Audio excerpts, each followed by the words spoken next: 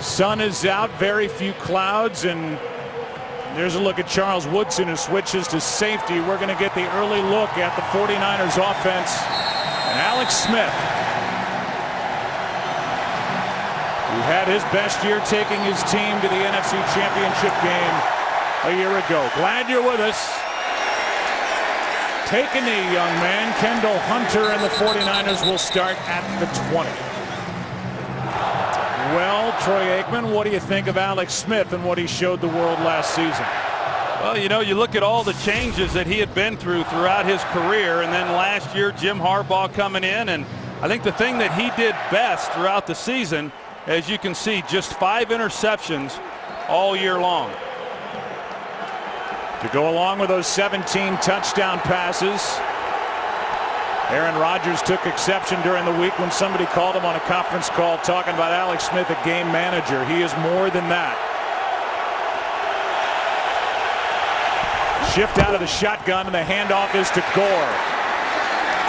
And the all-time 49ers leading rusher gains 4 on his first carry of the season, and we'll take a look at the faces and the colleges of the guys who make up the offense for San Francisco. We start up front with Goodwin in the middle. They added him last year. Davis at right tackle. Alex Boone is now a starter at right guard. Backs and receivers, Randy Moss. 13 career touchdown catches here against the Green Bay Packers in his career. That's Moss at the top of the screen. The toss, Kendall Hunter. And Hunter is going to slide forward about 1.5 yards shy of a first down. DJ Smith makes the tackle, and now we'll look at that defense that was added to after a rough year last year. And boy, did they miss the inside pass rush last year of Colin Jenkins, who ended up in Philadelphia. Yeah, I don't know that they anticipated coming into the year that Colin Jenkins was going to be so badly missed as he was throughout the year. Because of him no longer playing, then B.J. Raji, the nose tackle, his numbers went down because he was facing a lot of the double teams that Colin Jenkins had faced the year before. 3rd down and 2. Out of the shotgun, Smith goes down. Clay Matthews gets up in celebration. He had only 6 last year, and he starts out with his first on the opening possession. Well, a good pressure by both outside linebackers. You see Clay Matthews, he's just relentless. He comes through the left tackle. There, Joe Staley, and then he comes down at the feet of Alex Smith, and a nice job defensively by the Packers. Randall Cobb waits for the punt. It's a good one. Muffed at the 15, picked up. Penalty flag flies as Cobb gets to the 20. The All-Pro Andy Lee got off a good one. And a flag is thrown. David White is our referee.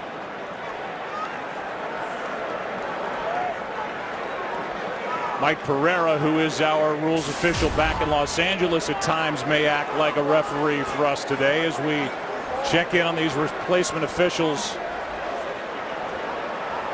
They had their big debut on Wednesday night. Now their first Sunday. Here's the call. Maybe.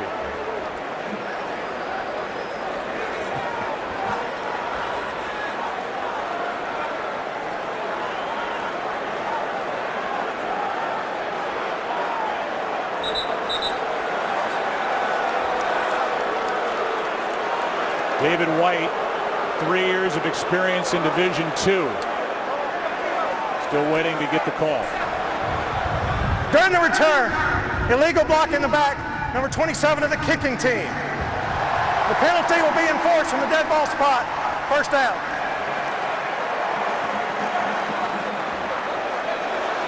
So it's against San Francisco for a block in the back. Yeah, C.J. Spellman right there in the middle of the screen, 27. And I think they got the one they were confused. I didn't see much that Spellman did wrong. No, they named Spellman. They called his number. They said it was an illegal block against the kicking team. They may have marked that off the wrong way. But either way, there wasn't much contact there anyway. And all it does is give extra yardage to the Green Bay Packers, who started their own 29. With Cedric Benson in the backfield.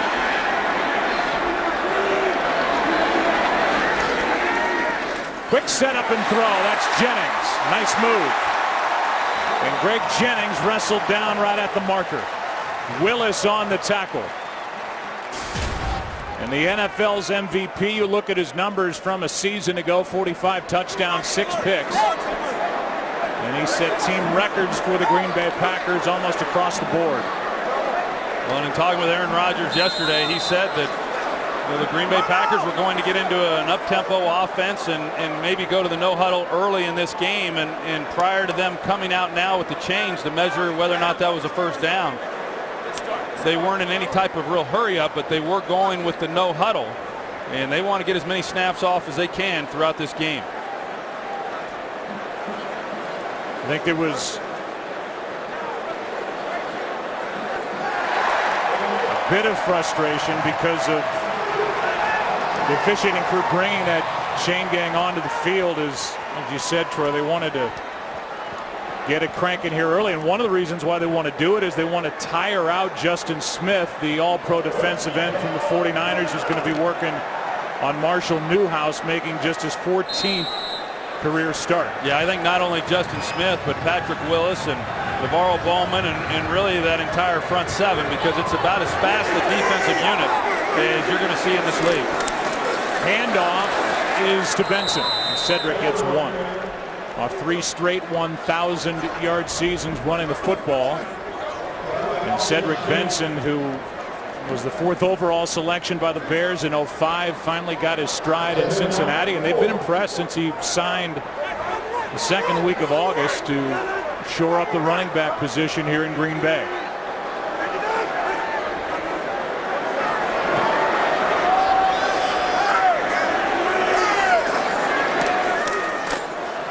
Rodgers keeps it and is brought down by Aldon Smith. And they're going to throw a flag as Smith ripped his own helmet off, I believe, and get him for doing just that. Jim Harbaugh doesn't like the call. Let's take another look at the end of this play and see if Aldon Smith takes his own helmet off.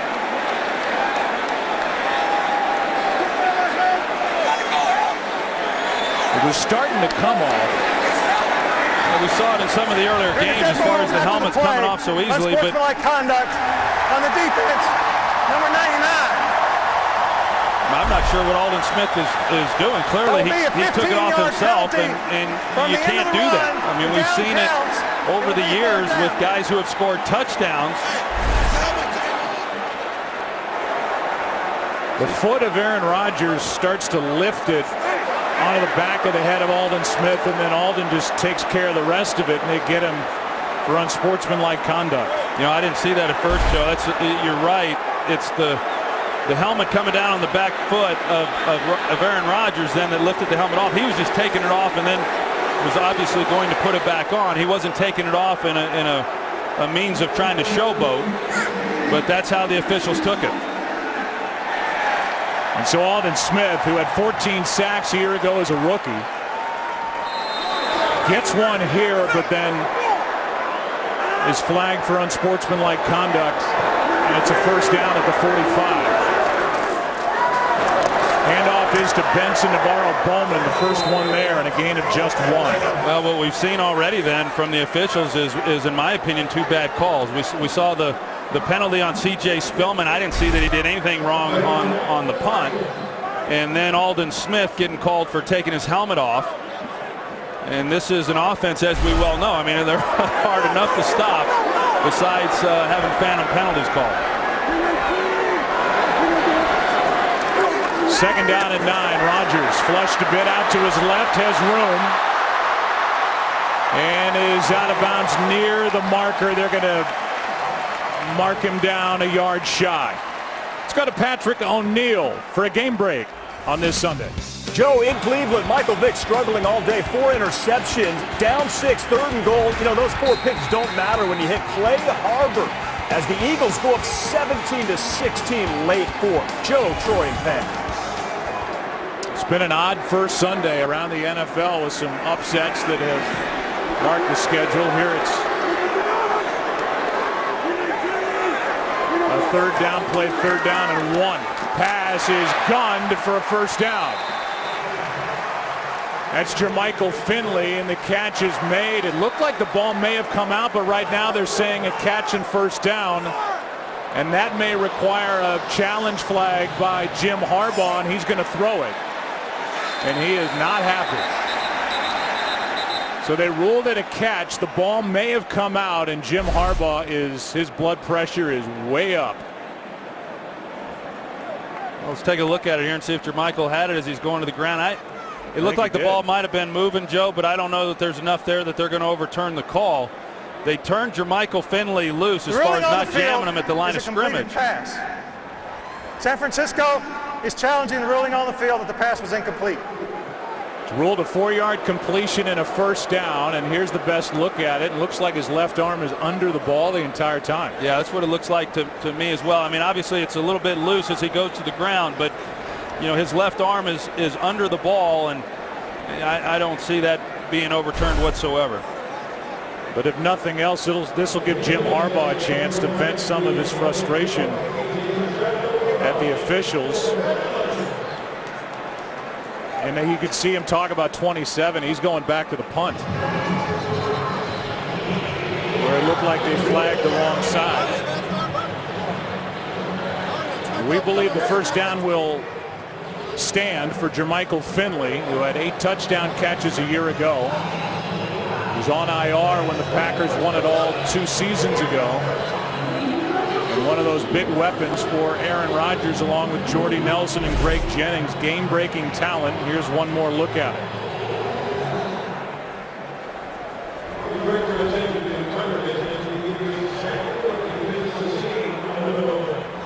Remember, the ruling on the field is a catch, and we haven't seen anything that would overturn that call. And now what they're doing this year across the NFL is they're showing these replays, the close calls to the crowd in the stadium. I'm sure the officials aren't real excited about that. Well, in this case, it looks like the home crowd will like the call, agree with the call, and it should stand, but we wait for the official announcement from David White. Talk about putting it up on the big screens here at Lambeau Field. They've got brand new big screens this year here too. They're nice. You can see Finley pointing to him. After review, the ruling on the field stands. San Francisco is charged to timeout. That is their first challenge of the game. So Jim Harbaugh, who was 4 for 10 last year on challenges, is 0 for 1. And the fans here could see it on $12 million worth of high-definition scoreboards at Lambeau Field. You know, a lot of discussion, of course, throughout the preseason about the replacement officials, and I think overall, I mean, it's a tall order for them to come in from Division II football and officiate NFL games, but you do find yourself holding your breath a lot when, when they're making some of these calls. So does the NFL. First down with the ball at the San Francisco 42. Benson. His best carry of the day, gets 4. Take a look at the offense and the guys protecting Aaron Rodgers, and the big change is the guy in the middle, Jeff Saturday, at center. Well, Jeff Saturday at center, yes, and obviously no stranger to NFL fans and his long tenure there with the Indianapolis Colts, and he gets the chance to snap it to another great quarterback in Aaron Rodgers, and then also there at the left tackle position, Marshall Newhouse.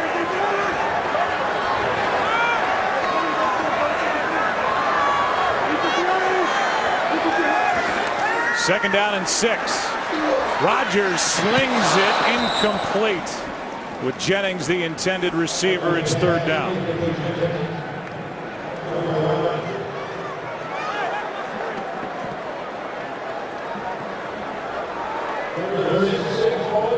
Packer team has won 15 straight regular season home games. Their first possession.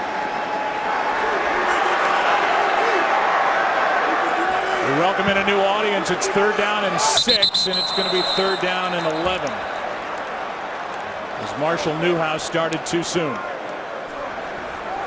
False start. Offense number 74. 5-yard penalty. 3rd down. So it's 3rd down and 11. It was 3 and out for those of you just joining us for the 49ers on their first possession. Now the Packers have been helped by a couple of penalties called against San Francisco. They have a 3rd down and 11 with the ball at the San Francisco 42. 9th play of this drive. For the top 2 seeds matching up week 1. Top 2 seeds in the playoff picture NFC last year. Blitz coming. And it's Carlos Rogers who gets home for the sack. Off the edge, and Carlos Rogers, a Pro Bowler from a year ago, a loss of 7, and that will force a punt. Well, the 49ers decide to bring everybody, and you're going to see Carlos Rogers. He comes off the slot. He's the one guy who Aaron Rodgers thinks he's going to be able to beat with the ball. He has no protection to that side, but unable to get an uncovered receiver. Good job defensively there by the 49ers and not giving up any points after some of those penalties that were called. Before the punt by Mastay, a penalty flag flies on the far sideline. False start. 37 of the offense. Penalties 5 yards. Still 4th down. And Sam Shields.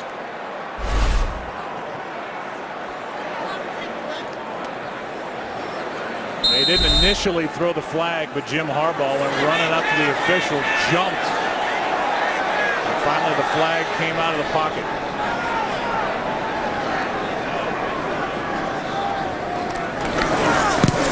Mastay with Kyle Williams waiting, lets it go over his head and into the end zone. So we'll take a look back. We've talked a lot about last year when the 49ers went 13-3 because of a rush defense that allowed just over 77 yards per game, which was best in the NFL, plus 28 in the turnover differential, which led the league, but it wasn't enough. A couple of mishandled punts. The New York Giants were moving on to Indianapolis, where they beat New England, and Eli Manning won his 2nd world championship. Well, it was an old-fashioned style of football is what the 49ers played last year. They got after the quarterback, they stopped the run, they ran the ball well, and they protected the football.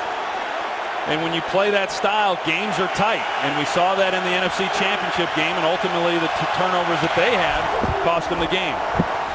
Smith fires, and what a nice catch by Crabtree. Good for a 1st down, gain of 11. A.J. Hawk on the stop for Green Bay. And I think guys like Crabtree, and then we talked about the other receivers that they brought in, Randy Moss and Mario Manningham, and then the tight end, of course, Vernon Davis. But last year, Vernon Davis and Crabtree, they accounted for over 50% of the passing yards for the 49ers, and the 2nd leading wide receiver for them, Kyle Williams, had just 20 receptions. So clearly that was an area where they had to get better, and they've got to be more explosive this year. Fullback Miller in motion. Smith avoids the rush and will go head first down across the 35. A gain of 5. C.J. Wilson on the tackle for the Packers. B.J. Raji gets some pressure right up the middle, and he's the one who forced Alex Smith out of the pocket to scramble. And B.J. Raji, I talked about him a little bit earlier, and him then having to take care of the double teams because of the absence of Colin Jenkins. But I know Dom Capers is still hoping to reduce his snaps so he'll remain fresher as the game goes along.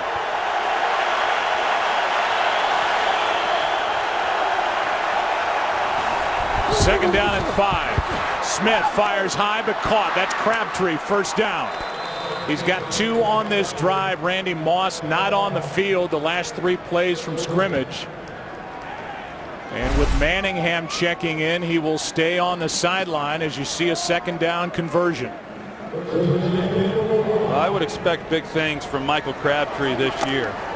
You know, the fact that he was able to go through the offseason and for the most part training camp, he had a small injury that made him miss a little bit of time, but really the healthiest he's been coming into a season. Here's Kendall Hunter, and that's A.J. Hawk with a stop as Hunter takes it to the 49 of Green Bay, gain of 7. And now Moss back into the offensive huddle for San Francisco.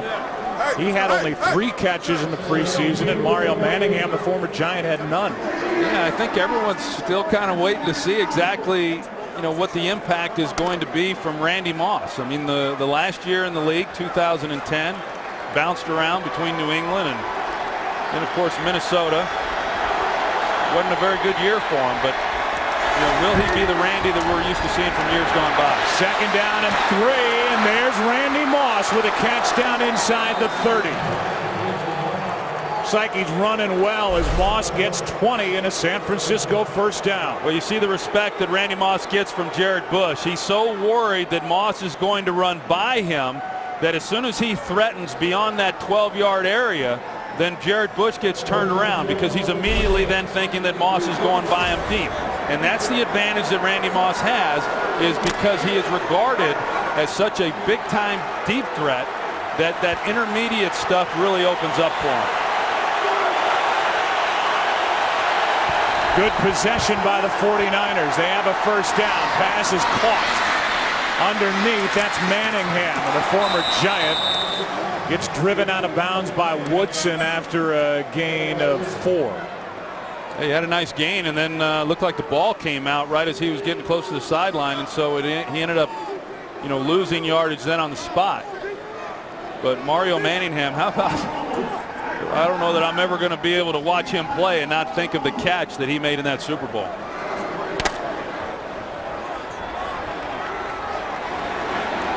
Welcome in a new audience. 2nd possession for the 49ers, and they are on the move. 2nd down and 8. This is Kendall Hunter running to his left, bounces to the outside. And then Hunter gets popped at the end of the play after picking up 4. Morgan Burnett out there to make the hit. And it's 3rd down coming up. As good as the 49ers ran the ball last year, of course, with Frank Gore. Frank Gore, that is, started out the year slow and then had a nice run in the middle of the year and then had a nice playoff run. But Kendall Hunter last year, I thought, really ran the ball well, and he had an outstanding camp. And they're hopeful that he'll be able to even take more of the workload off of Frank Gore's shoulders.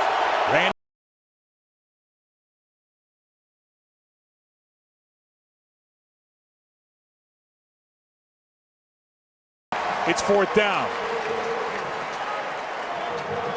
I think you get a look there at maybe what Alex Smith is thinking, or maybe where his comfort level is right now. He comes to his left to Delaney Walker, but he had one-on-one, as you pointed out, Joe, with Randy Moss, and yet he never considered going to Randy. 40-yard try by David Akers, who set an NFL record last year with 44 field goals made.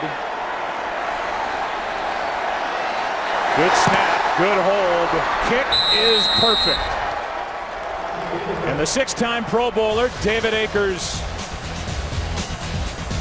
puts the 49ers on top. It's been an emotional 1st quarter here for Jim Harbaugh, but he's happy. 49ers lead by 3. They call it Titletown in large part thanks to that man, Vince Lombardi, as we go back the other way and get ready for David Akers to kick it away after a 9-play, 58-yard drive that culminated with Akers' field goal of 40 yards. And now Randall Cobb, who returned 108 yards on opening day last year against the Saints as a rookie, watches this one go over his head. The Packers down 3 will start at the 20. Football is back. Blood has been drawn here in Green Bay. Can't find a prettier picture or a better day to be outside watching or playing football. 72 degrees. Lambeau Field, under 5 to go, opening quarter. Big drive put together by Alex Smith that resulted in 3 points, and now it's Aaron Rodgers from the 20.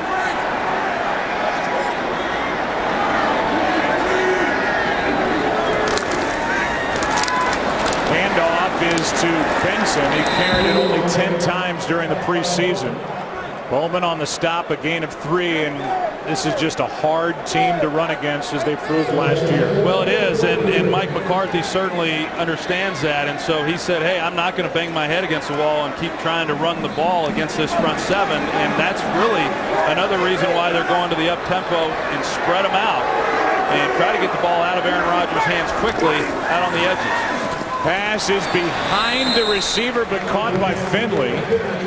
Been known for some drops around here, and he's made a couple of good catches. That was a completion of 4 yards, 3rd and 3 coming up. Yeah, that time he was lined up on the inside of the formation. On the previous play on first down, Joe, they split him out wide as a wide receiver, and that's really one of the matchups that the Packers are hoping to take advantage of, is whoever is on Jermichael Finley. They feel pretty good about it. Rodgers sets up and finds a receiver. That's Cobb for a first down, and the second-year player was one of the names out of the mouth of Aaron Rodgers when you said, who should we look for to add to your offense? The first guy he said was Cobb. Yeah, Randall Cobb, who even last year Aaron Rodgers thought a lot of, said this guy is going to be an exceptional player for us. He just got great quickness, and when he's playing that slot receiver as he was there on third down, he's very, very difficult to cover. On first down, Jennings trying to make a move, and he got a couple around Terrell Brown. He picked up 6. You know, every week in this league, defenses are having to face some awfully good, skilled players. But, you know, this Packer offense, when you look at who they have, Jordy Nelson, Greg Jennings, who we just saw, then, of course, Randall Cobb and Jermichael Finley, and they can beat you with a lot of different people. So Aaron Rodgers doesn't necessarily have a favorite guy. He's just able to look at who's defensing who and then take advantage of that matchup. Rodgers keeps it, rolls to his right, and will hop out of bounds with a first down, chased by Aldon Smith.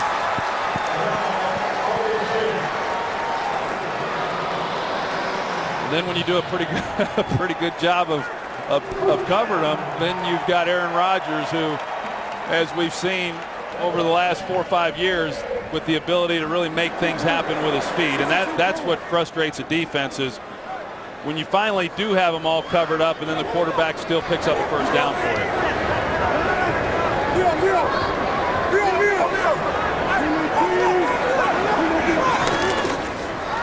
Benson will try it again. And just running into a wall, he gets 1. First guy there, Ray McDonald. Only 3 rushing touchdowns allowed by this defense of San Francisco last year. That's tied for the 5th lowest in NFL history and the fewest in a 16-game season. And they bring back everybody with one exception. They lost Paris Harrelson to IR with a torn triceps.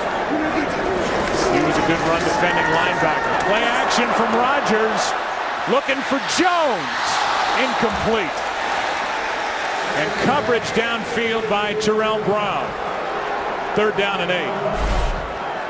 Well, you're going to see the inside receiver. He takes the safety, Deshaun Goldson, out of the play. And so now you've got one-on-one on the outside. Right here's Deshaun Goldson at safety, but because of the inside route, that gets him cleared. Now it's one-on-one, and really an excellent play there on the outside by Terrell Brown.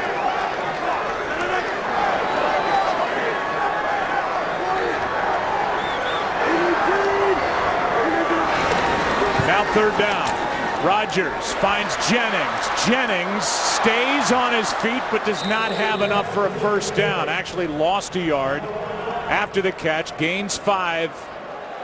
It's 4th down. And the punt team comes on for the Packers. Yeah, I was wondering if Mike McCarthy, based on where they were at, maybe if they get a couple more yards, maybe he goes for it. But this early in the ball game, a good decision by Mike McCarthy, just trying to pin San Francisco back. Kyle Williams calls for a fair catch and hauls it in at the 8. Well, the first time we've seen it in 2012, Aaron Rodgers aired it out. Terrell Brown with a great play defensively for the 49ers, up 3. Look at the rookie starters today, and Troy, you and I were standing up here watching the early games, just marveling at what Robert Griffin III was able to do in his debut at New Orleans in a win, the only winner on that board. He put on a clinic. I mean, it was impressive watching him compete and make the plays, throwing the football as well as running.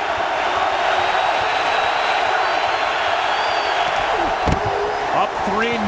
Handoff is to Gore, and Frank Gore over the right side gets 5. See Jared Bush, number 24, out there for Green Bay. He's the starter at right corner across from Tramon Williams, who is, when healthy, one of the best in the game.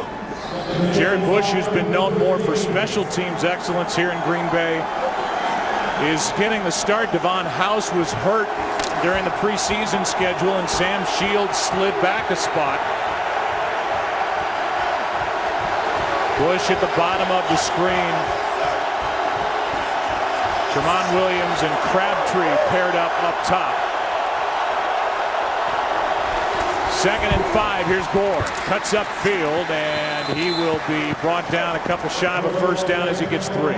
You talk about the secondary that really struggled last year. Well, besides Jared Bush being the starter opposite Tramon Williams in their base defense, Charles Woodson is making the transition to the safety position. Now, when they go to their 5 defensive backs, Charles Woodson will then slide down to the slot defensive back position, as he has always played in previous years. And since the Packers play that package 75% of the time, most of the time he's still going to be playing the same place he always has. Back after this from your local Fox station, through 1 in Green Bay.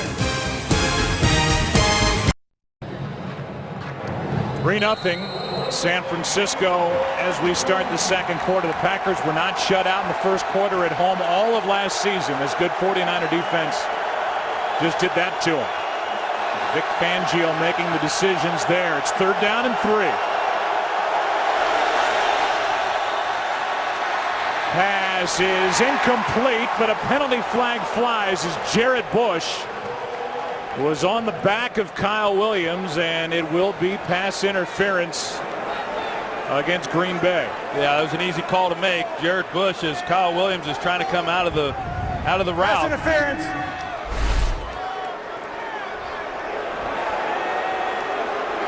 All right. Number 24 of the defense. Ball will be placed at the spot of the foul. First down. 68 and 67 of the offense are reporting as eligible. So you see Jared Bush has grabbed him with both hands right at the chest. Got a lot of jersey. The official was right on top of that one, so pretty easy call to make. Bigger offensive line with Daniel Kilgore and Leonard Davis. In front of Alex Smith and in front of Frank Gore, who tiptoes over the right side and picks up 3. DJ Smith, who gets the start at inside linebacker for Green Bay, playing in place of the injured and IR linebacker Desmond Bishop, out with a torn hamstring. And there's a lot on that second-year player out of Appalachian State. Well, there is, because Desmond Bishop was the team's leading tackler last year, and he was also their best inside blitzer. So a lot of the things that Dom Capers did from the inside linebacker position with the blitzes was done with Desmond Bishop. So a lot on his plate, that being DJ Smith. Blitz coming, Matthews coming hard, and the pass is floated incomplete for Delaney Walker, and there is a flag down back where Alex Smith let go of the football. Clay Matthews gets up arguing, and he was coming after number 11. Well, they were all coming after number 11, including Charles Woodson off the slot. Personal foul, roughing the passer. Defense, number 52. Here comes Charles Woodson here. For the previous and spot. They pick him First up, down. but then Clay Matthews becomes free. See quite the end of that, but I thought there could have been pass interference on the back end of the play, and I don't know what Clay Matthews did wrong there. I mean, obviously he comes over the back to bring him to the ground, but I didn't think he drove him or did anything extraordinary at the end of that play. I think another bad call there by the officials. I thought they missed pass interference there on DJ Smith. In the end, it's a first down at the 40, and Frank Gore over the right side. Gore takes it to midfield. It depends on the spot as to whether it's a first down or not. You know, you wonder a little bit, Joe, because of the preseason. I know when I was watching a number of those games, there were a lot of hits in each game that I watched on the quarterback that was not called, with defensive players coming at the quarterback to the crown of the helmet. And a lot of people talked about that throughout the preseason and thought that player safety would come into question because the officials were not protecting the quarterback. And I wonder if right now, if they're going to err on the side of caution, which has always been the case. But clearly, Clay Matthews did nothing wrong on that play. Play action from Smith. The pass to the sideline is caught by Vernon Davis, and he is right at the marker as well. Good block by Frank Gore to help Alex Smith get that one away. Saturday, it's another great week of college football action here on Fox. First, Aaron Andrews, Eddie George, and Joey Harrington get you ready for kickoff with the Fox College Saturday pregame show. And Heisman Trophy frontrunner Matt Barkley and second-ranked USC head to Palo Alto for their toughest test yet. They take on 21st ranked Stanford. Pac-12 opener for both teams. That's at 7 Eastern, 4 Pacific, and the pass caught by Crabtree. And even with the additions of Manningham and Randy Moss, we're seeing the usual guys on the outside and carrying it. For the 49ers offensively, we've seen very little of Randy Moss even on the field, let alone involved in the passing game. Yeah, he's gotten probably about a quarter of the snaps, and you know they're being careful as to how they use him so far. I can't believe you got through that promo and you didn't mention my Bruins win last night. That was big. They look good. They did look good. Saw Brandon Jacobs on the sideline, still out with that bad left knee. Second and 1. Quick setup, not a quick throw, but it's complete to Crabtree. And they have worked Michael Crabtree quite a bit in this first half. Good for 16. Well, Nick Perry is in coverage, and he's a former defensive end. And so you're going to see him now in space, and Crabtree comes up, and Perry, because of the coverage, should take away that inside throw, but he was caught flat-footed, and Crabtree just ran up on him and then got the inside slant. And, you know, those are some of the things that he has to learn at that position. Toss to Kendall Hunter. He got around the rookie for a bit and turned what would have been a loss into maybe a gain of half a yard as Perry made the stop. This now an area where the 49ers really struggled. Last year they were 30th in the NFL offensively inside the red zone. That's why Akers was so busy. Attempted the most field goals, 52 across the NFL, and they are at the Green Bay 14. And that's why they have Randy Moss on the field right now, and a big reason why he's here. He should help them down here in the red zone. Second down and 9. Smith over the middle, wide open. And there is Randy Moss, their newest weapon, and in the red zone, off the sideline, into the end zone, his 14th career touchdown catch against the Green Bay Packers. Well, DJ Smith, we talked about him a little bit earlier, 51. He's right in the middle, and what happens is he does not carry then Randy Moss up the seam. And clearly a bust in coverage. It looked to me like DJ Smith should have carried it, and if not him, then the safety, Morgan Burnett, has to carry it, but neither one do, and so just a really about as easy as it gets in this league. So Alex Smith has his first touchdown pass, and he finds number 84. That is career touchdown reception number 154. He is now second all alone as he moves past Terrell Owens, still behind the legendary Jerry Rice. But the first touchdown for the 49ers belongs to Randy Moss here at Lambeau. Randy Moss hasn't done a lot of talking since he has come to the San Francisco 49ers. He let his legs and his hands do the work here in the opening half at Green Bay. He's got career touchdown number 154, and it's 10-0 San Francisco.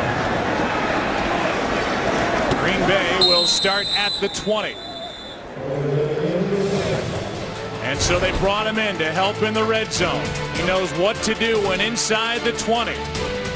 Aaron Rodgers and his Packers down by 10. opening half in Green Bay.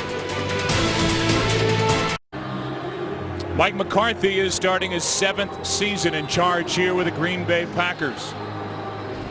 And when you go back and compare his first 6 seasons with certainly the legendary Vince Lombardi and Mike Holmgren, who had such a great run here with the Packers, it matches right up there with those two greats. 63-33, a Super Bowl win 2 seasons ago, took his Packers to the NFC Championship game in his 2nd season. And as far as the guys that we get a chance to talk to week after week, he is as impressive and as much control as anybody you come across. Not much gets by him. Starting from the 20, Aaron Rodgers avoids trouble and finds Jordy Nelson. First time they've looked his way, and Jordy Nelson good for 28.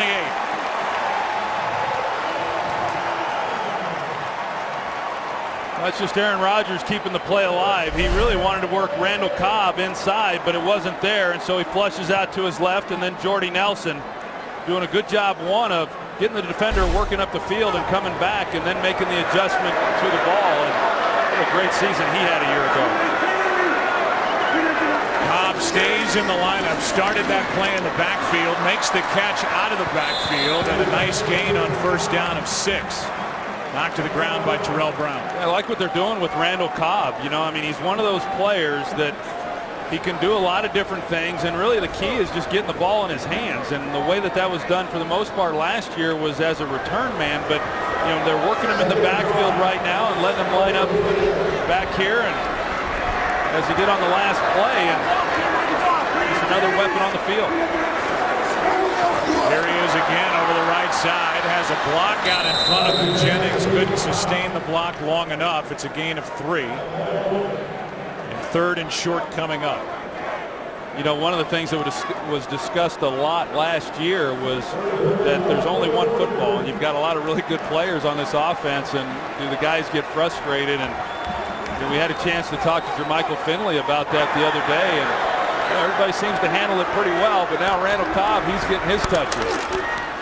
There he is again, 3 in a row, and he's got a first down for Green Bay as Goldson knocked him down, a gain of 5. Well, if he can master this route here, this is going to make this Packer team awfully difficult to defend. Back in my day, we called that the H-post route, and it puts a real bind on the linebackers and safeties or whoever's assigned to cover that guy coming out of the backfield. Now Benson in the backfield. The 49ers came across early, free play. James Jones incomplete, and no flag at the end of the play. A lot of contact with Chris Culliver, but no flag there was at the start of the play. You know, we've seen contact. You see he grabs the jersey of James Jones there with the right hand, gets a fistful. We've seen a few plays now down the field that I thought could very easily have been called pass interference that have not been called. There's a jump with Aldon Smith. Offside. Defense number 99 lined up in the neutral zone. 5-yard penalty.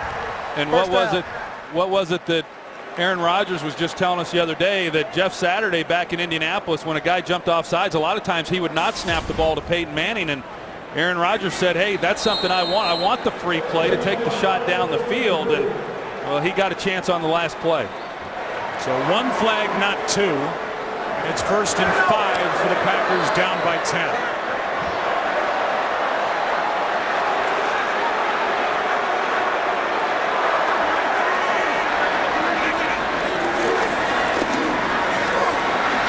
Rodgers finds Jones. James Jones gets wrestled to the ground. A penalty flag is thrown. No gain on the play, and we'll get the call from David White. When Mike McCarthy, the head coach of the Packers, scouted this officiating crew, and all they have to go on is obviously preseason, he said this crew more than any other that worked in the preseason threw more flags. Illegal use of hands. Offense number 70. 10 yards from the previous spot. First down. They get T.J. Lang. As McCarthy said, they're a very aggressive crew, and that was a pretty blatant foul by number 70, T.J. Lang. Yeah, it was. I think it was the right call. I think Mike McCarthy's frustrated because the flag came out really late, Joe. The ball was way out of Aaron Rodgers' hand before the flag ever got thrown, and I think that's what Mike McCarthy saw. So then he's questioning the validity of the call, but it was clearly, hands to the face by T.J. Lang. So now 1st and 15. Pass is tipped and almost landed in the lap of Culliver. Intended for Jermichael Finley. Now 2nd down and 15. And I got to imagine that we saw the frustration early in this game by Jim Harbaugh, and then now, of course, with Mike McCarthy. And I just think that in light of everything that happened throughout the preseason, that with every call, the coaches are questioning whether or not the officials are really on top of it. 2nd down and 15.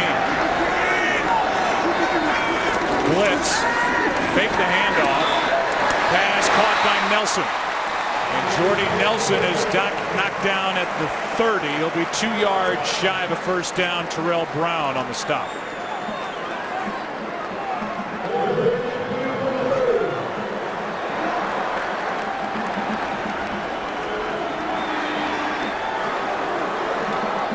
John Kuhn will be in the backfield on this 3rd and 2. No real huddle by Aaron Rodgers, making the call up near the line.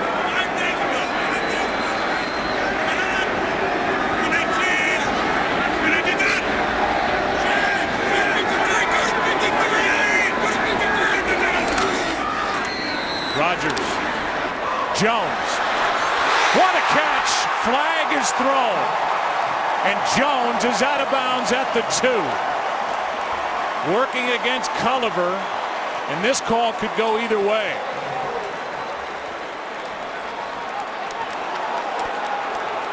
I know Jim Harbaugh is saying it should be on James Jones. Culliver never got turned around to look for the ball. But you see, James Jones gets both arms extended, and that's what the official saw, and that's why he called it. I don't know that James Jones really needed to do that. 10-yard penalty, 3rd down. Because Culliver, he never was able to get turned back around, and he never even made a play on the ball. So James Jones really just a lack of discipline on his part and extending the arm when he didn't have to make a play on the ball himself. And these officials hear the crowd reaction as they play that replay up on the screen here at Lambeau Field, and now it's Mike McCarthy's turn to be totally frustrated by the calls that are going against his Packers. It's 3rd down and 12. That's the 6th Packer penalty.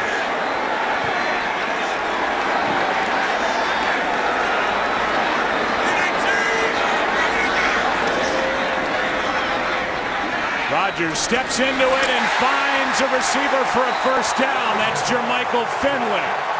And a catch in traffic. 1st down, Green Bay. Jermichael Finley this time lines up at the tight end position, and he gets just past where the 1st down line was. Good job on his part of knowing exactly how far he had to get in order to pick up the 1st down, and Aaron Rodgers puts it right on him. 16-yard completion. Finley's had a nice half.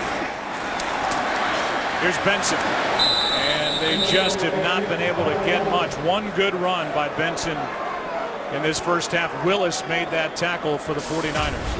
Yeah, I felt coming in, even though the Packers are sure excited about Cedric Benson, that, I think there's a little bit of an unknown about him. He was out of football for 5 months and then signed a week into training camp and only carried the ball 10 times in preseason. And I don't know that we're going to get any better answer after this game because of how good the 49ers are against the run. Cobb starts this one in the backfield. 2nd and 9. There's Cobb, makes a move. Another, and he's got a 1st down just outside the 10 at the 11. Went around Parrish Cox and got 17. Right here, he's going to come out and he gets Parrish Cox one-on-one. Pretty good matchup for the 49ers, but when you line up Cobb in the backfield, as we see, he's got to play a two-way break. Parrish Cox does. So he doesn't know if he's going to run that post route that I showed you a little bit earlier, if he's going to run the out-breaking route.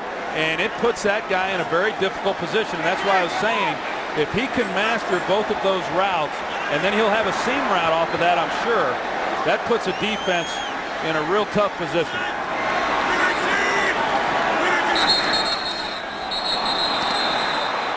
And it's a delay of game against the Green Bay Packers. Delay of game, offense number 12, 5-yard penalty, first down.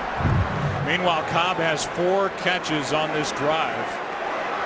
And this will move the ball back to the 16-yard line for Green Bay, down 10. Well, I'm starting to understand now when I said, hey, Aaron, what do you expect out of Randall Cobb this year? And he kind of smiled and said, you know, I expect a lot. Well, I was talking about the entire season. I think Aaron was smiling because he knew he was going to have a pretty big role in today's game.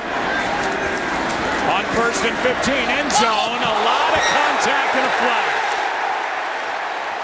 Finley, the intended receiver, and then he and Parrish Cox get into it as Parrish flips Finley at the end of the play. And there went a hat too. So we got the flag and then the official throwing his hat. And Jermichael Finley looked like after he took that fall at the end that he may have injured himself. That's Parrish Cox, number 20, who was released by Denver. Former 5th-round pick by the Broncos, and then he flipped Jermichael Finley at the end, and Finley got up limping. Pass interference, defense, number 38. A foul occurred in the end zone. The ball will be placed at the 1-yard line, first down.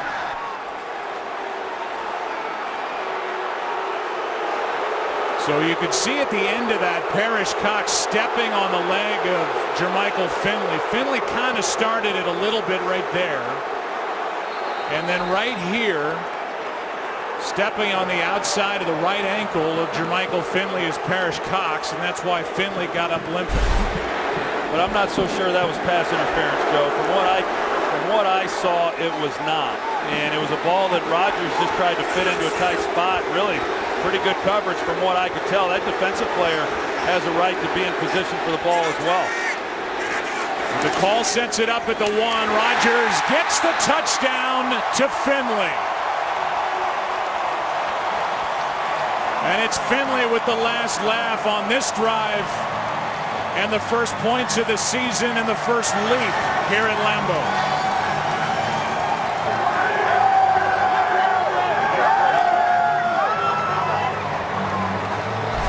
Well, we saw Jermichael Finley. He's lined up in a lot of different positions. This time outside wide as a wide receiver. He's got the slam route against Dante Whitner, and Whitner plays soft. And so it's, you know, they're not challenging him because of his size. They're worried about the fade route then if you come up and contest it. But because he's soft, it's an easy touchdown. It's a 3-point game, a 10-play drive. 9 of the 10 plays were through the air, out of the hand of Aaron Rodgers, including the touchdown throw, a 1-yarder to Finley. It's a 3-point game in Wisconsin. They've had this date circled on their calendar since the Green Bay Packers, who went 15-1 a year ago, had their season end in the divisional round against the New York Giants. And they're trailing San Francisco 10-7. Kendall Hunter waiting deep. Crosby will kick it away and drive it into the back of the end zone for the touchback. So Jermichael Finley had an eventful last 5 or 6 minutes, got stepped on at the end of a pass interference by Parrish Cox, then got the touchdown. 10-7, 49ers with the ball.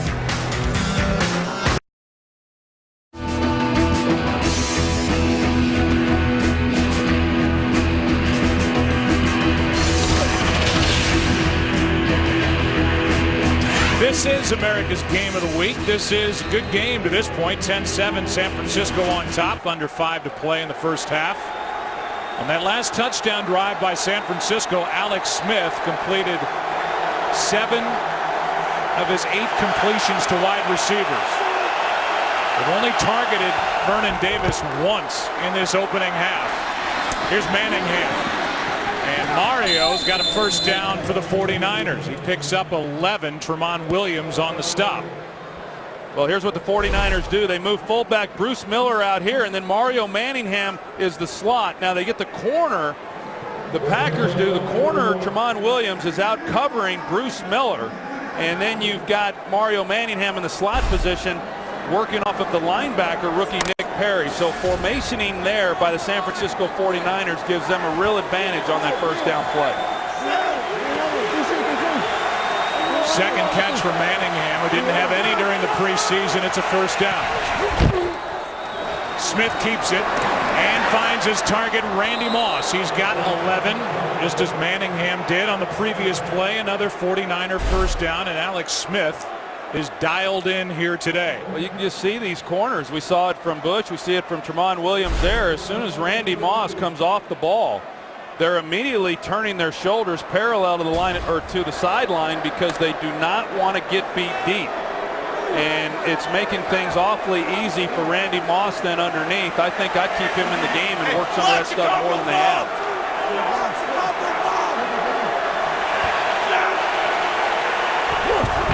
Alex Smith has started this game 10 of 11. Here's Gore, a nice run on first down. He gets 5. Nick Perry, the rookie, on the tackle.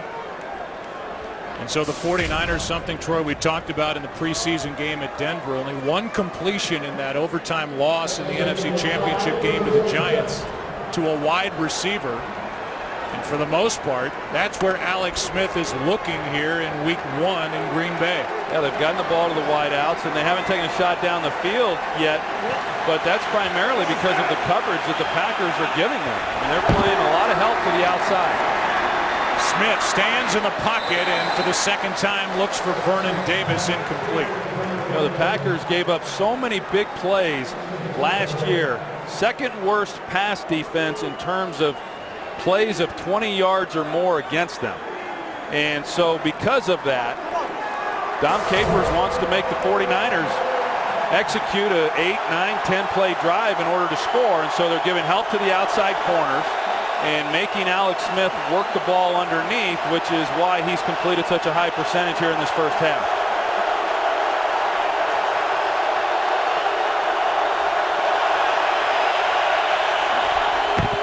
On third down, Smith rolling right. Throws incomplete for Vernon Davis, and a flag comes in late.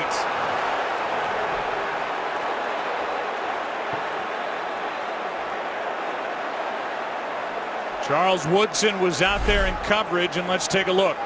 Well, Charles Woodson gets assigned Vernon Davis, and you see the grab there, and so good call by the official. The flags are just coming in late is the biggest problem. They're not calling it right away. That ball was, the play was well over before the flag came out. But Charles Woodson, who has been the most penalized Packer in each of the last 2 seasons, gets called for an obvious pass interference. Could give him a hold, which would be 5 yards and a first down. Holding on the defense. 5-yard penalty, automatic first down. It's against Charles Woodson. That is 8 penalties against Green Bay here in the first half. Woodson playing in his 200th regular season game. And it's a first down with the ball inside Green Bay territory for Alex Smith. There's Randy Moss at the bottom. He's one-on-one with no help on Jared Bush.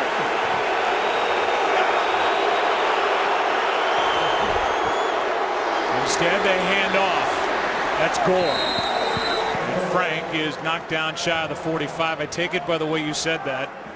Old number 8 was lining up under center with the Dallas Cowboys. You would have looked at that matchup. Well, I think if I've got Randy Moss and then I've got Jared Bush, who was coming into this season not expecting to be the starter, and you've got him out there on Moss one-on-one with no safety help, I think I'd have to try to give that a shot.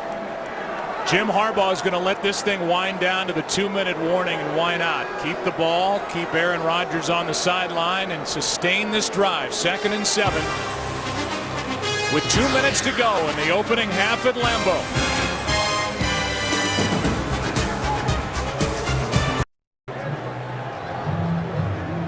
2 minutes left at Lambeau Field. The early game headliners, some of them, Adrian Peterson back way earlier than anybody expected. 84 yards, 2 touchdowns. Same for Kevin Smith. He had 2, 1 through the air, 1 on the ground. And Matt Ryan, a good start in their win against the Chiefs.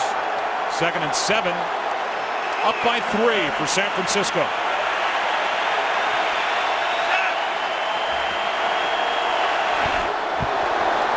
Packers wanted a flag. They don't get it. Manningham has a first down. The left tackle, Joe Staley, moved early, but there is no flag thrown, and that has the Green Bay players and bench furious. Instead, it's an 11-yard completion to Manningham. Yeah, even from here, Joe, as soon as it happened, I think everybody kind of let up a little bit. Clay Matthews certainly did. He was the one lined up, but you know, clearly Joe Staley moved well before the ball was snapped. And they're going after Jared Bush.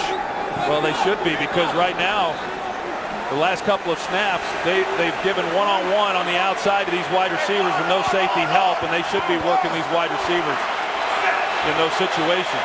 Now it's Shields on the outside defending against Manningham. Underneath, in the air after the bobble and drop by Delaney Walker.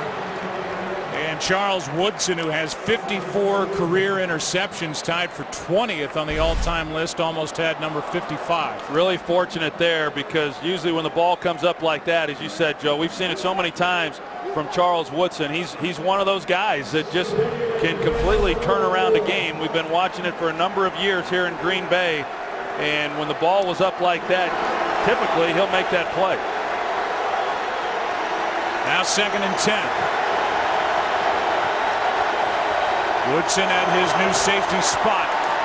Green Bay looking for another flag. It's Crabtree underneath. Sticks his head down, and he's knocked down a yard shy of a first down. A gain of 9. Burnett, third-year player out of Georgia Tech, at safety on the stop for the Packers. Pretty good job of finishing that play, though, by Michael Crabtree, realizing he wasn't going to be able to get to the sideline and just trying to put his head down and pick up the first down. There's his day. San Francisco will let the clock wind down, call their second timeout. They lost their first on that challenge by Harbaugh. Still a little surprised, though, to see Randy Moss on the sidelines as much as we have here in this situation. Ball's at the 25, 3rd down and 1 when we return.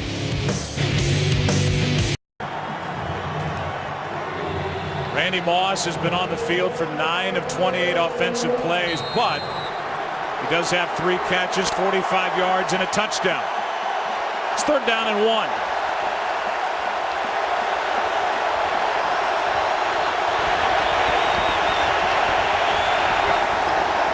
Will Tukuafu is in there blocking, and it's well played by A.J. Hawk.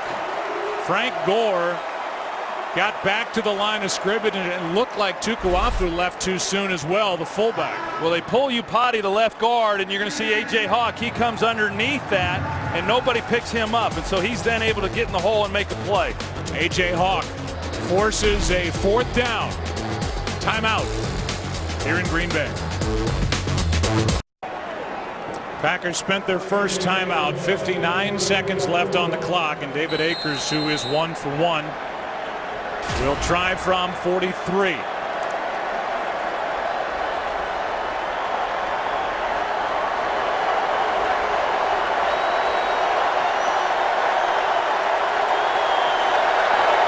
snap, good hold, and that kick is drilled by Akers. 49ers have had 4 drives today. The first one started 3 and out, then a field goal, a 9-play drive that led to a touchdown, and now this drive covered 10 plays. The field goal from Akers. This Wednesday, are you ready for the new season of the X Factor? Simon Cowell and L.A. Reid are back.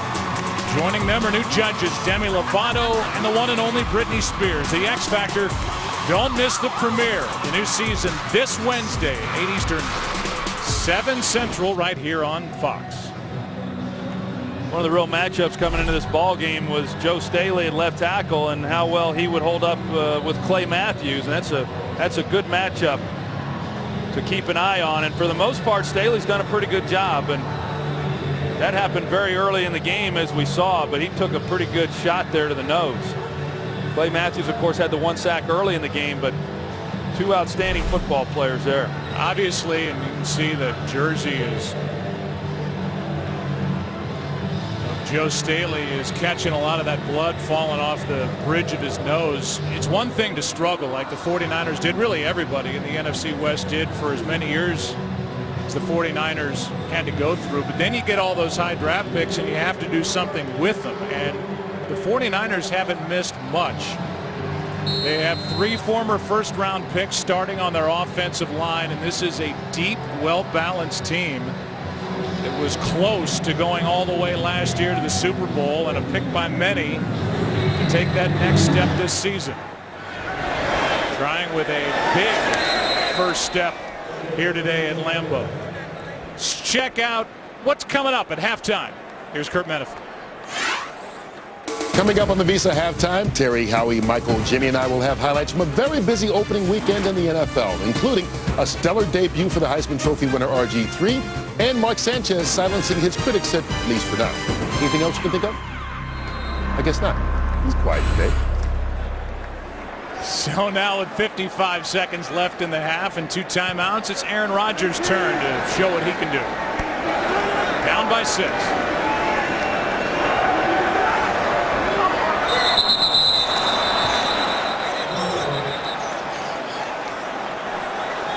False start. Offense, number 75. First down. They're trying to call it, say that Aldon Smith is the reason that Brian Bulaga, the right tackle, moved early. Well, Aldon Smith, a defensive player, has a chance to get back, and had he drawn movement from the guy directly across from him, it would have been a different story, but instead it's against Green Bay. Somebody's been reading the rule book. Good job, Joe. Just remember that one. First down and 15. 3-man rush. Rodgers buys time. Time runs out, and Aaron Rodgers, with Aldon Smith draped all over him, gets rid of it. It'll be 2nd and 15.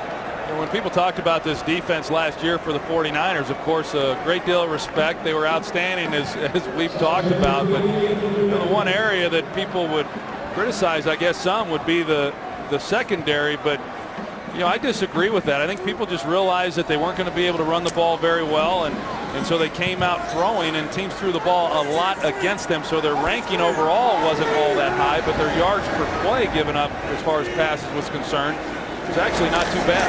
3-man rush again. Finley underneath. Bowman makes the tackle. They get the 5 back plus 2 more. 3rd and long coming up. And a timeout is taken. And Green Bay, the team that takes it. And I guess my point in all that, Joe, was that this secondary has done a relatively decent job. I mean, it's just, as we've said, a hard group to match up against. And to be put in this position, not easy. And that's why we saw the 49ers, when they had the ball offensively, they were trying to run as much time off the clock as they could, because they didn't want to give the ball to Aaron Rodgers in this offense with much time left before the half. Well, if you're Alex Smith of the 49ers, or you are Aaron Rodgers of the Green Bay Packers, you get to practice during the week against a defense that will have a lot of the same looks as you would face here on this Sunday. That's because of the relationship between Dom Capers, the defensive coordinator of the Green Bay Packers, and Vic Fangio, who runs the defense for San Francisco. They've been together a long time, and longtime friends, and they've worked together at various times throughout their careers for 16 years. Vic Fangio was Capers' defensive coordinator for 9 years between Carolina and Houston. On 3rd down, Rodgers buys time, nowhere to go, and he just flips it out of bounds, incomplete. He was outside of the pocket. And with 32 seconds left, the 49ers will get it back with a timeout in their pocket. Well, and this was my point. Just excellent coverage by the 49ers on this possession. We saw Aaron Rodgers twice here on third down as well as on second down have to try to buy some time, get out of the pocket, and still had nowhere to go with the football. That's a great job defensively, not even giving up a first down here at the end of the first half. Green Bay called that timeout prior to the third down play. Good punt by Mastay, drives Kyle Williams back. No flag is thrown on that block, and now Williams out to the 39, and with 18 seconds left and a timeout, we'll see how the 49ers want to play it. John Kuhn made that tackle. I thought it was interesting as you look at the replay of the punt return, and there was no flag thrown for this contact right here. When you talk to Vic Fangio, who had those years as defensive coordinator, and Colin Kaepernick is now a quarterback for the 49ers here at the end of the half as they try to make something happen with 18 seconds left. Well, I would think it'd be throwing the ball, but Kaepernick is regarded primarily as the guy they would put in to run. Low snap, and he runs it right up the gut. And Kaepernick is to the Green Bay 45, and now San Francisco will spend their final timeout. And they can get a quick play out to the sideline and have a chance to add 3 more points. Well, it's pretty interesting there as to what the 49ers did. They spread them out. Everyone thinks they're going to just throw the ball down the field because of not much time on the clock, but the middle of the field opens up. It was a designed run for the 49ers. Alex Smith, he's certainly well versed at being able to run the ball as well. We saw that in the playoff game, of course, for all those 49er fans. They'll never forget it, the touchdown against the New Orleans Saints. Kaepernick, a more gifted runner than what Alex Smith is, but pretty interesting putting him in that situation here with 18 seconds before the half.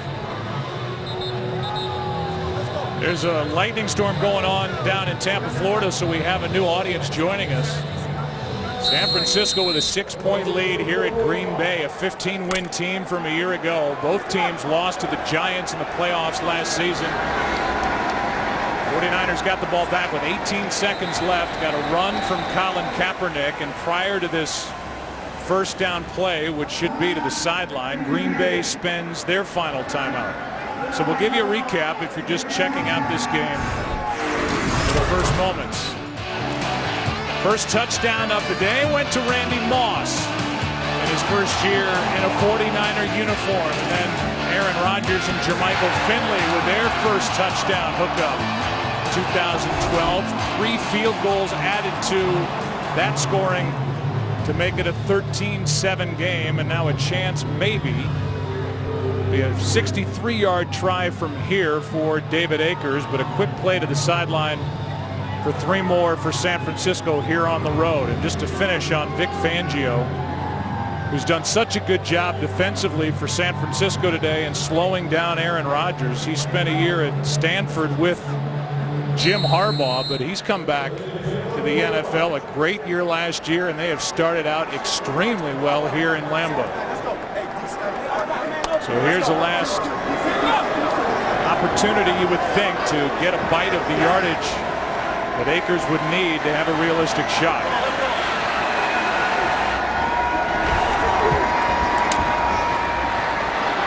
This one is over the head of Crabtree.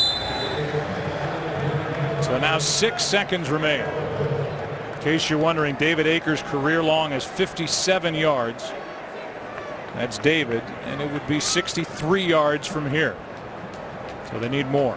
You look at these quarterbacks. You mentioned Aaron Rodgers and Alex Smith, and both of these guys have been very efficient here in the first half of this ball game. And speaking of Vic Fangio, I talked to him, and I think it's hard to play good pass defense and not give up yardage in this league the way the game's played now. And they get a quick one to the sideline, and the answer is no. And with 2 seconds left, they're going to give it a shot. David Akers will try from 63. Well, you can see the thinking on those last 2 plays. They're just trying to get something out quick pick up a little extra yardage, but something that if it's completed that they can get out of bounds and stop the clock. But Akers he's got a big leg. We'll see what can happen here. He's kicking from the San Francisco side of midfield. Drills it, and it's off the crossbar and through. 63 yards from David Akers. And he gets lifted up as if he just won the game as this thing hit the crossbar, bounced up in the air, and went through the uprights to make it a 9-point game. What's amazing, Joe, is in order to kick it 63 yards, you've got to have a low trajectory on that ball and that it wasn't blocked. That's what usually happens. That ball was just shot out of there. Cobb was back there. That ties the NFL record for the longest field goal in NFL history. Let's go to Kurt for the Visa halftime. Start of the third quarter, 16-7. San Francisco on top here in Green Bay, and the 49ers played a terrific first half. They ended up with 3 field goals and the touchdown, but I thought defensively the job that Vic Fangio's group did against Aaron Rodgers and the Green Bay offense was fantastic. Well, I did too, because as we've talked about, they're such a hard unit to try and stop. I think one of the things that's interesting for both of these defenses that a year ago were tied for the most takeaways in the NFL. No takeaways in this game. So both offenses doing a nice job of protecting the ball. And then offensively for the 49ers, Alex Smith has come out and really started off this year very, very efficiently. Yeah, and one of the things that led to the field goal by David Akers at the end of the half was a timeout that Green Bay took deep in their own end prior to a third down play, and eventually it led to this.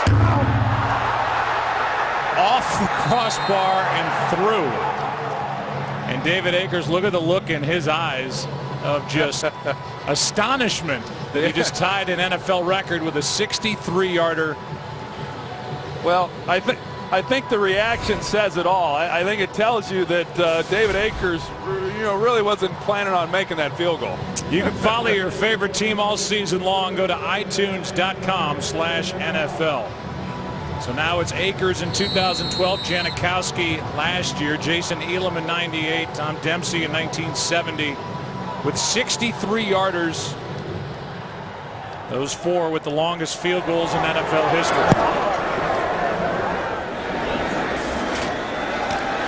This is Cobb trying to give the Green Bay Packers a jolt, and it's Larry Grant. After the 24-yard return, we go down to the field. Here's Pam Oliver. Well, Joe, Jim Harbaugh wouldn't discuss any of the matchups that he likes, Randy Moss or not. He just complimented the Packers defense and said, we just got to contend with them.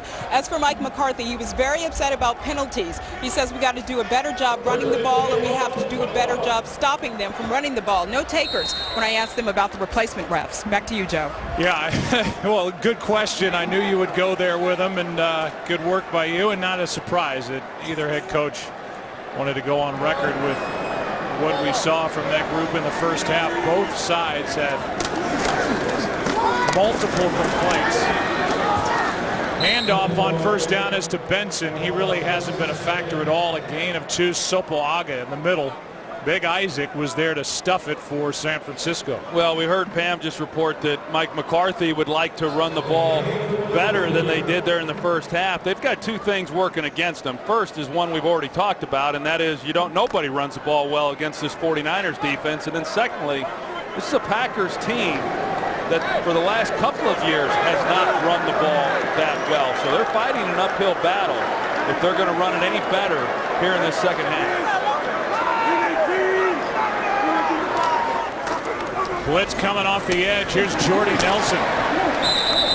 And Nelson hops out of bounds just short of a first down.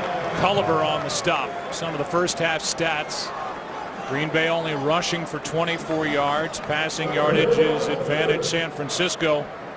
By the way, part of the 72 rushing yards for San Francisco was that 17-yard Colin Kaepernick run that set up the 63-yarder by Akers at the end of the half. And some of the things that Colin Kaepernick did in the preseason, including a 72-yard touchdown run, has gotten this 49er staff pretty excited.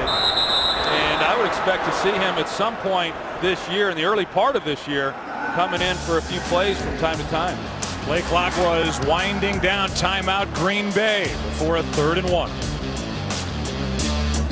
3rd down and 1. First possession, second half for Green Bay. Had to use a timeout as they trailed by 9. It was the day for Aaron Rodgers. His touchdown to Finley.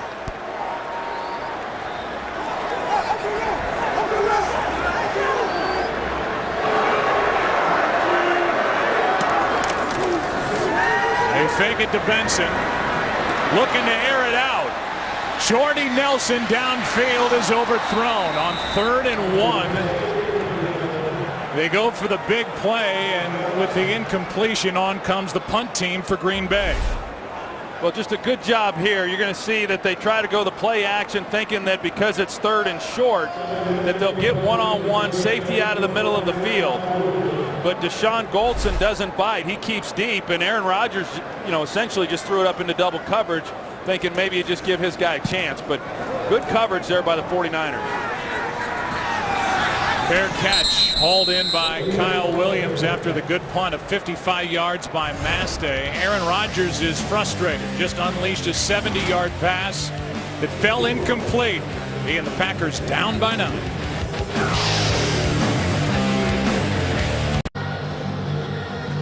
You have to put that line in there at the top when Aaron Rodgers starts, because Matt Flynn got that last start last season against Detroit. They're trailing at home just over 3 minutes all of last year. Different story here to start 2012. 9-point game, and the 49ers start at their own 16. Alex Smith goes down in the arms of Woodson.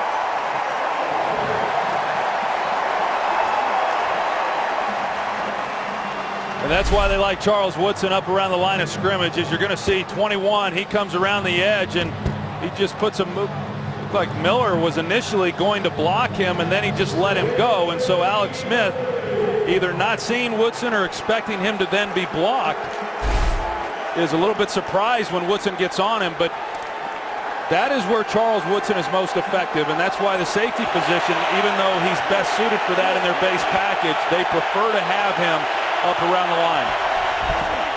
Coming off the edge, quick play, and it's Manningham with a completion, a gain of 5. Let's check in with Patrick O'Neill for a game break. Joe, let's go to Tampa, and if Carolina's going to win, it's going to be up to Cam Newton. 22-yard touchdown to Brandon LaFell, 13-7, Bucks up on the Panthers. Carolina's rush for -1 yards. Joe, Troy, and Pam. All right, Patrick, thank you. Here it's 3rd down and 8.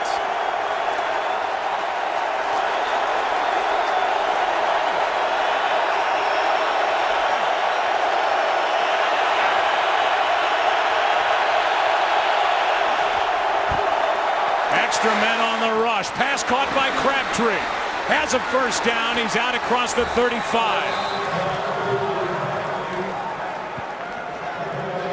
Went around Tramon Williams, and Jared Bush did not get home as he came on a blitz of Alex Smith. Well, everybody's going to come. They're bringing all the linebackers. They bring Bush off the edge, and then the way that they motion Crabtree, they motion him down. You're going to see what it then does to Tramon Williams. It looks like he's going to go across the formation. It gets Tramon Williams out of position, and an easy completion in the 49ers' first 3rd down conversion. 20-yard completion to Crabtree. Black Bears cross! Woodson looks like he's coming again. They run away from the blitz. It's Gore. And Gore is into Green Bay territory, knocked down at the 42. A.J. Hawk on the stop after a 20-yard run. Well, this offensive line for the 49ers, they're big, but they're also athletic. And so typically when you have an offensive line that's this big, you don't see them pulling as much as the 49ers do. Right guard Alex Boone, he gets out there and leads the way along with fullback Bruce Miller. And a pretty good gain there for the 49ers. Set! Here's Gore again.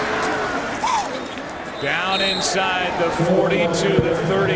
Gain of 3. Morgan Burnett on the tackle for the Packers. Well, this offensive line, Alex Boone, as I talked about, who is starting at right guard, was a tackle.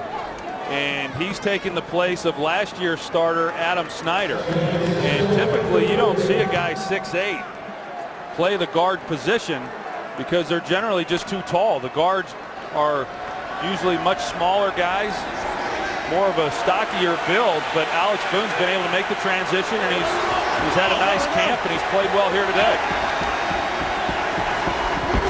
2nd and 7, play action. Alex Smith over the middle. Wide open is Vernon Davis. And he's down inside the 10. And Alex Smith continues to pick apart this Green Bay defense. What a good start to the season for Alex, a gain of 29. They motioned Vernon Davis across, and it looked like Jared Bush was going to pick him up and then just turned him loose, and it was zone coverage. But another bust there by the Green Bay Packers in coverage that allowed Vernon Davis to go right through the middle of it without any defenders. And 3 plays of 20 or more yards on this drive.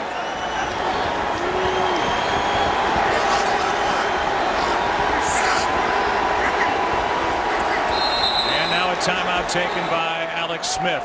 The play clock down to 1. 1st and goal when we come back for the 49ers here on the road, leading in Lambeau by 9. 1st down and goal for Alex Smith and the 49ers. And so far, Joe Staley has had the better of Clay Matthews.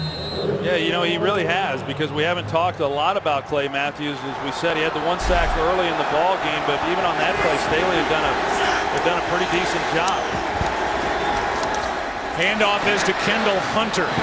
He gets to the edge and almost found the end zone. They're going to mark him out just outside the 1 and now say touchdown. A late call of a touchdown, and that will obviously have to be verified. And the crowd is just learning now that they've called that a touchdown, and let's take another look.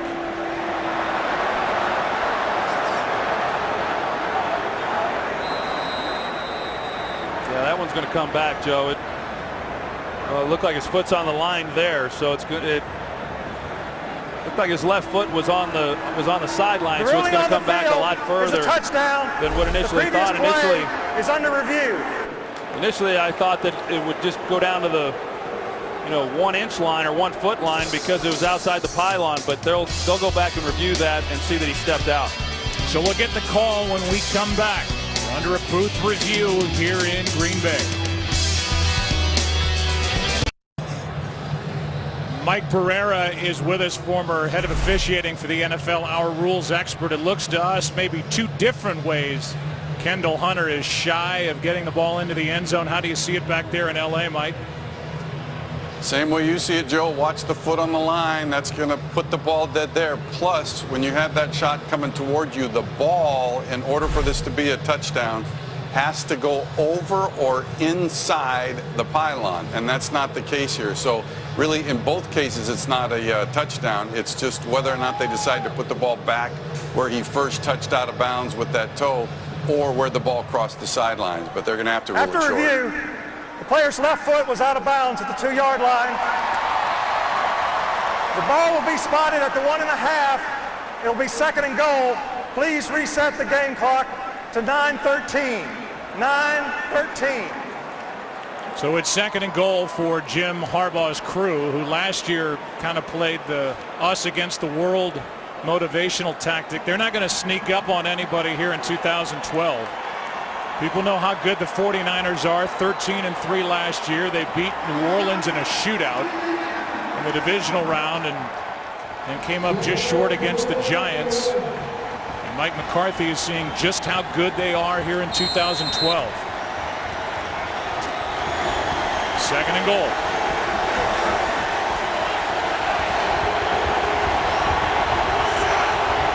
Tukuafu is in at fullback. And there was movement prior to the snap. Looked like the nose came across, and then Tukuafu started early. We'll see who it's against.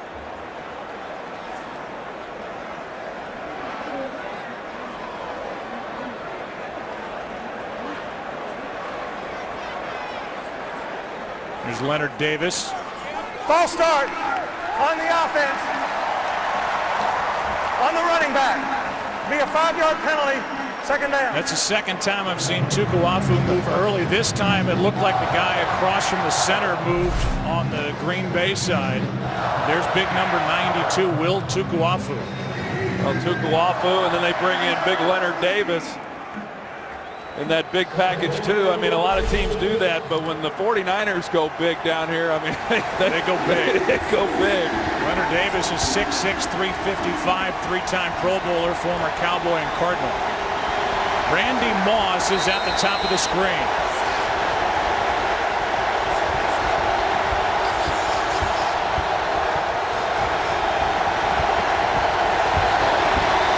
Smith looking for him, completes, but he's brought down right after the catch just inside the 5 by Burnett.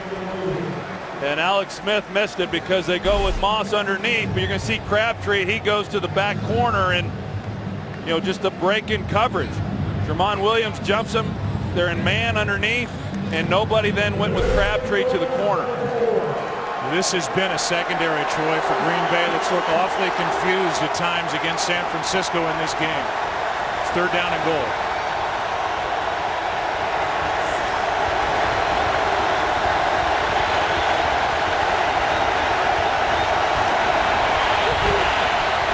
Smith. Pass is caught by Vernon Davis for the touchdown. And a conversion on 3rd and goal by San Francisco. And Davis is rejected by the crossbar that was kinder to David Akers. But the touchdown adds to the 49er lead. You see Vernon Davis, he's going to get across the goal line. He goes to the out route. It looked like Sam Shields, the outside corner, could have driven on that ball harder than he did. I didn't see exactly what was out in front of Sam Shields that occupied him for so long, but that was a deeper route and the ball in the air quite a while, quite honestly, Joe, at that point on the field to be able to complete that pass. After opening the game with a 3-and-out, the 49ers have now scored on 5 consecutive drives. Vernon Davis gets the second touchdown of the day, and then he missed the dunk.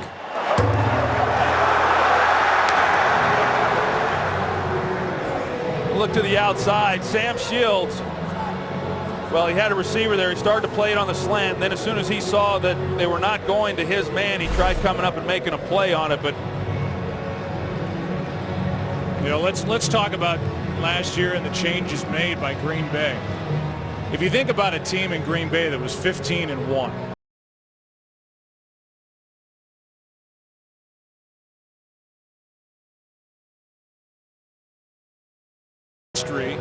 The highest passing yardage per game in NFL history at 2/10 under 300 yards per game, and they have shown, at least in this game, no improvement from a year ago despite the draft picks and the changes made with Woodson switching to safety and what have you. That group is suspect again. Yeah, well, they've definitely had some breakdowns, and you know, is it as bad as it was last year? I don't know that they've given up quite as many big plays as they did a year ago, but I think on the flip side of that, Joe, the 49ers, I think you've got to be pleased with the fact that all but 3 completions in this ball game have gone to wide receivers. Vernon Davis having 3 completions, all the rest divided up amongst Crabtree, Moss, and Manningham. And that's a pretty good sign then for the 49ers and some of the acquisitions that they made this offseason. Yeah, they have more completions in this game than in any other game a year ago, the 49ers. Alex Smith, 17 of 22 for the day, 2 touchdowns, 192 yards through the air. Here's Cobb on the return, and Randall Cobb runs into Delaney Walker shy of the 25. Saturday, it's another great week of college football action here on Fox. Aaron Andrews, Eddie George, and Joey Harrington get you ready for kickoff with the Fox College Saturday pregame show. Then Heisman Trophy frontrunner Matt Barkley and USC. Ranked second, they go to Palo Alto to take on Stanford. The Pac-12 opener for both teams. Coverage of Fox College football begins Saturday at 7 Eastern, 4 Pacific. I think to go back to your point, Joe, though, it's a point well made because it shows you the ability to come away with touchdowns when you create big plays. And they were able to get 2 big pass completions on that possession against the Packers. Starting from the 23. Pass is complete to Finley, and he's out of bounds with a first down, knocked out by Willis.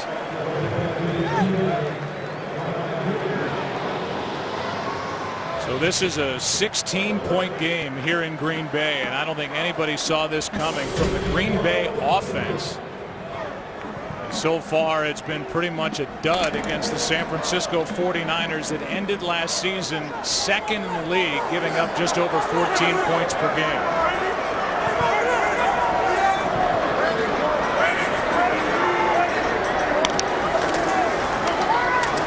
They try to run it with Cedric Benson, and there is nothing there. No gain.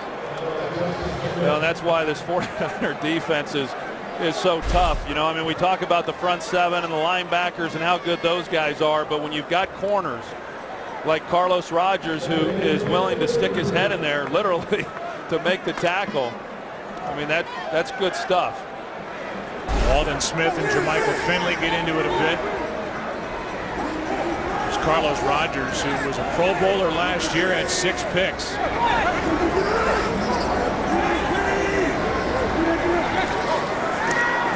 Second down and 9. Jordy Nelson is forward and knocked down right at the marker. Patrick Willis back there in coverage on the stop, and with where they place it, that's enough for a first down. Yeah, we'll see how the Packers respond to the 49ers going down and coming away with that touchdown. And you know, I think the 49ers defensively are frustrating this Packers offense because it has been an offense that has been built on the big play down the field. And other than one big completion, the 49ers have just done a really nice job of making the Packers earn each and every yard and not give them anything deep.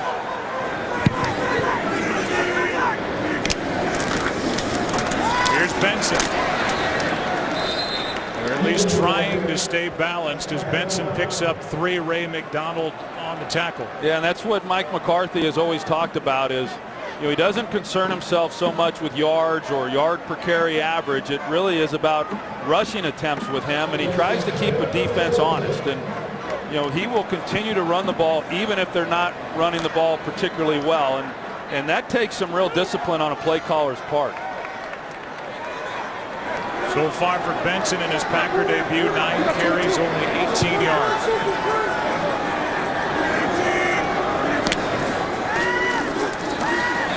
Rodgers in trouble, spins around, gets away from Justin Smith,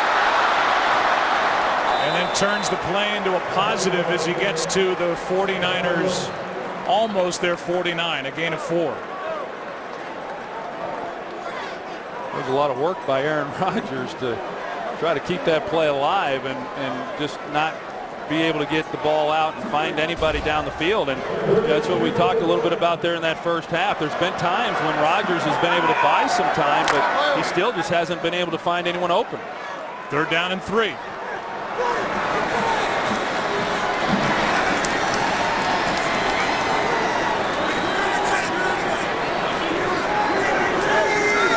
Play clock at 1.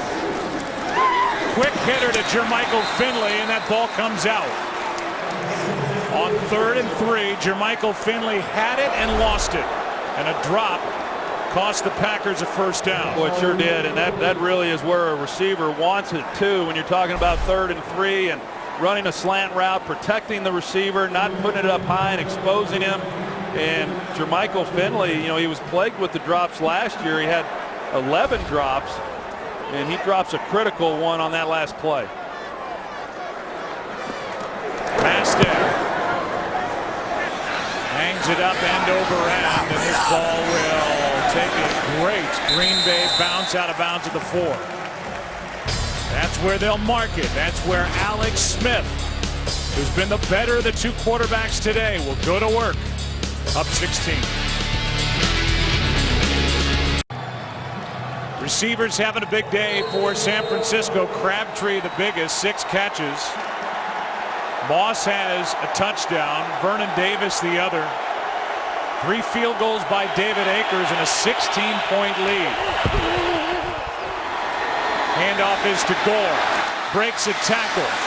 Got away from the young linebacker DJ Smith and picks up 7. So as we welcome you from the far sideline into our booth, here are the 49ers with the ball and with a 16-point lead, and they're taking the crowd out of it, and they have slowed down, if not shut down, Aaron Rodgers offensively for Green Bay. No, they've done a nice job, and you know, really, you talk about the wide receivers getting involved in this game more so than last year, and that's certainly been the case. But the other things is that, you know, they've done the things that have gotten them to the NFC Championship game a year ago. I mean, it's really been a pretty clean game for the 49ers.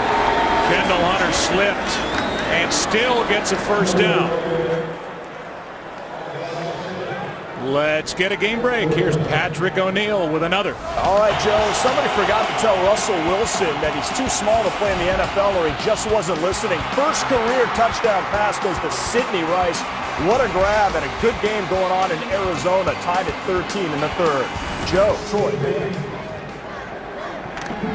All right, Patrick, so a good game there with Seattle, a team that some picked to surprise this season. First down, San Francisco.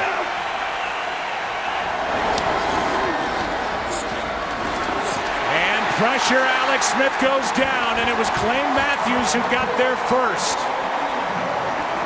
He went around Staley that time, and Clay Matthews helps on the sack. That's the speed of Clay Matthews, as you're going to see coming off the edge here.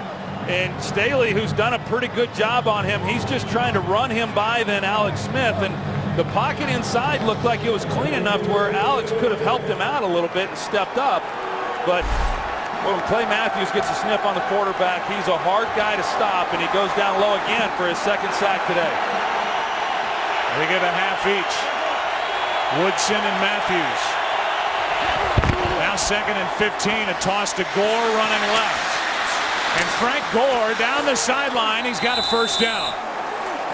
So 2nd and 15 after the sack. You feel the crowd get back into it, and the Green Bay defense lets down as Frank Gore gets 16 and a first down for the 49ers. Well, Clay Matthews, he's the one who gets penetration in the backfield and looked like he blew it up pretty well. And there was just no inside-out pursuit from the linebackers. You see A.J. Hawk, he's trying to get over there. He's not able to. And just a good job offensively by the 49ers, the offensive line. Jonathan Goodwin, the center, he pulls out, and a big gain for the 49ers. Now on first down, it's Kendall Hunter over the right side. Gets around Smith for a bit, picks up 5 yards. DJ Smith hung on to get credit for the tackle. Call ** NFL to download NFL Mobile now and get coverage of every NFL game. 2nd down and 5. 2 minutes left in quarter number 3.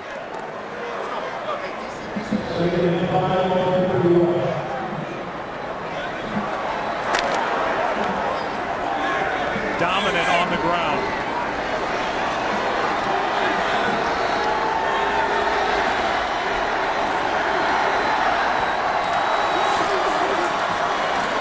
Smith has time down the sideline for Vernon Davis, and he leads him right out of bounds.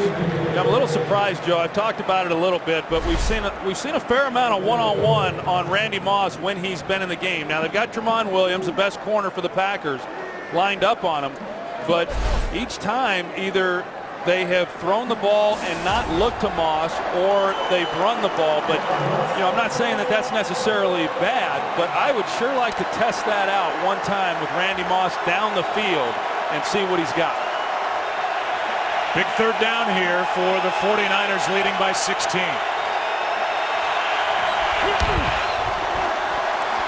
Pass is caught by Crabtree, but knocked out of bounds by Bush, shy of the first down.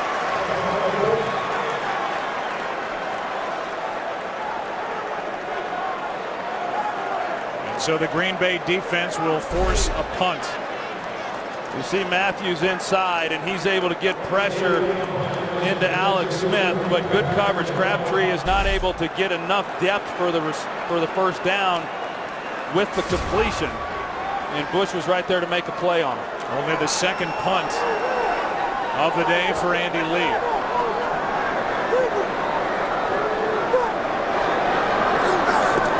Good snap by Jennings, and the punt is another good one. Fair catch just inside the 20 by Randall Cobb. That's where Aaron Rodgers and the offense for the Packers will try to get something going as they trail by 16 here in the third.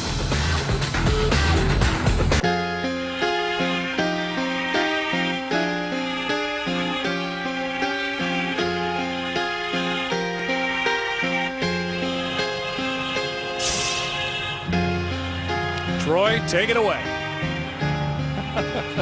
Dream on by Troy Aikman. Starting from the 19, down by 16 are the Packers, and they have not been able to sustain much. Rodgers with just one completion of over 20 yards in this game. Last year had 64 during the regular season.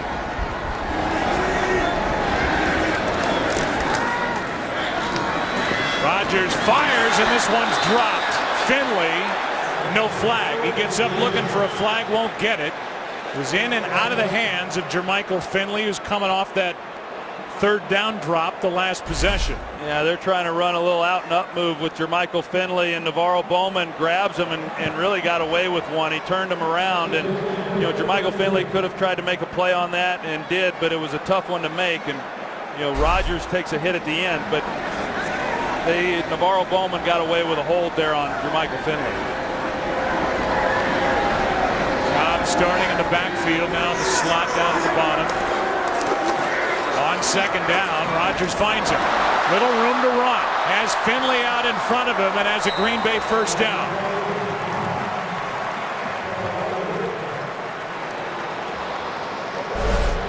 Well, here is Randall Cobb. You're going to see Aldon Smith. He comes up the field, and he's going to sense that it's a screen. So he starts out to the flat, which is usually where that guy is, but it's an inside screen to Cobb. And so he overruns it, and they're able to get a nice gain inside with Cobb then. Cobb's been their most consistent weapon in this game as time is running out on quarter number 3. James Jones makes a nice move. He's got a Green Bay first down, and that's the way the third quarter will end here at Lambeau Field. It's a 16-point game, 23-7. Back after this from your local Fox station.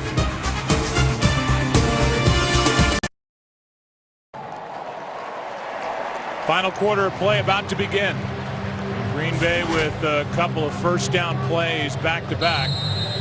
First Cobb, then James Jones, and down by 16 with 15 to play. First down just outside their own 47.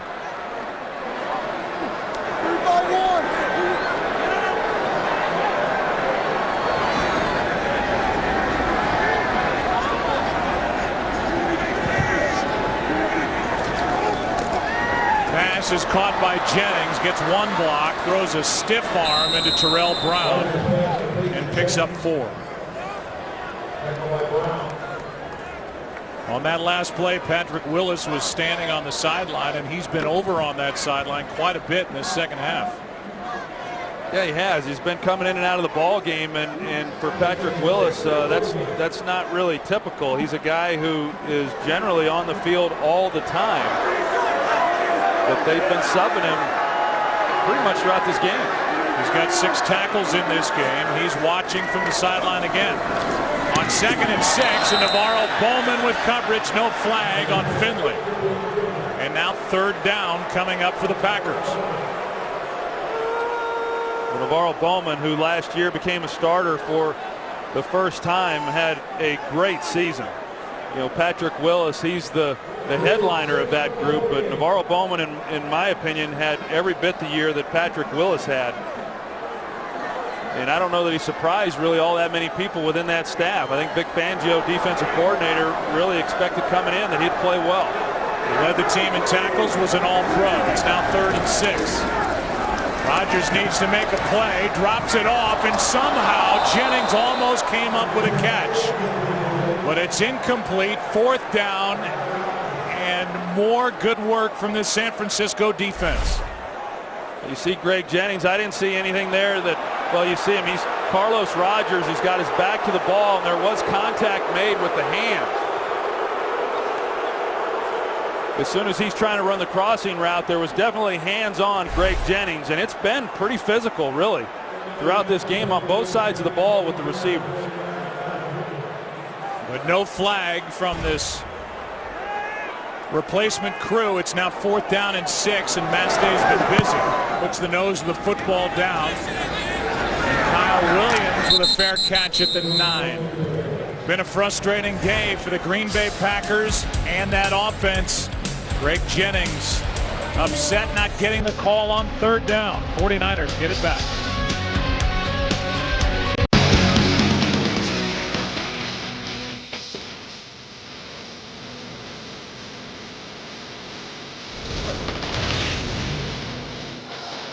Green Day and Green Bay, and it has been 49ers having the fun so far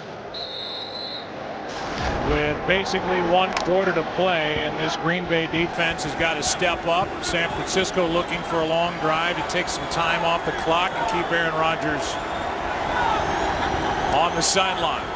Tukuafu is in at fullback. He's blocking in front of Frank Gore. Gore gets 3 over the left side. Well, obviously a whole different mindset right now for this Packers defense from where they were a year ago. We showed earlier that this was a team that had always played with a lead, and now to be down here in week 1 by 16 points, and a defense that just cannot give up any more points. I mean, in years past they could give up points, but as long as they didn't give up the big play and field goals were fine. But now they can't really afford to give up points, any kind of points, and they have to make big stops early because they can't allow, as you said, Joe, the 49ers to take much more time off this clock. See the balance. The offensive attack orchestrated by Greg Roman. A penalty flag flies as Alex Smith over the left side gets back to the line of scrimmage, but a flag in the area of a hold. It looks like they're going to get Joe Staley with a hold on Matthews. Holding, offense, number 72. Penalty will be half the distance to the goal from the previous spot. 2nd down. We said 72. We think it's 74, Joe Staley.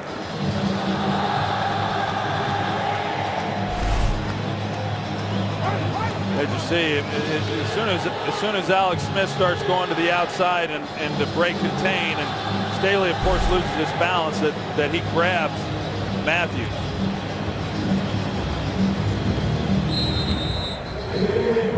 Makes it 2nd down and 14. Could have declined the penalty and hoped for a stop on 3rd down and try and save some time. It's going to be about 3rd down and 8. Here's a toss. Kendall Hunter running to the right, and he goes down after a gain of 1. So now 3rd and long coming up with under 13 minutes to play. And if they're able to, as we talked about, I mean, if they're able to make a stop here, and the 49ers,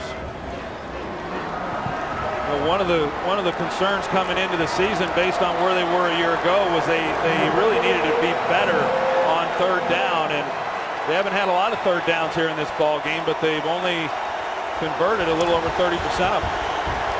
Last year, 31st in the league at 28%. Play clock at 5.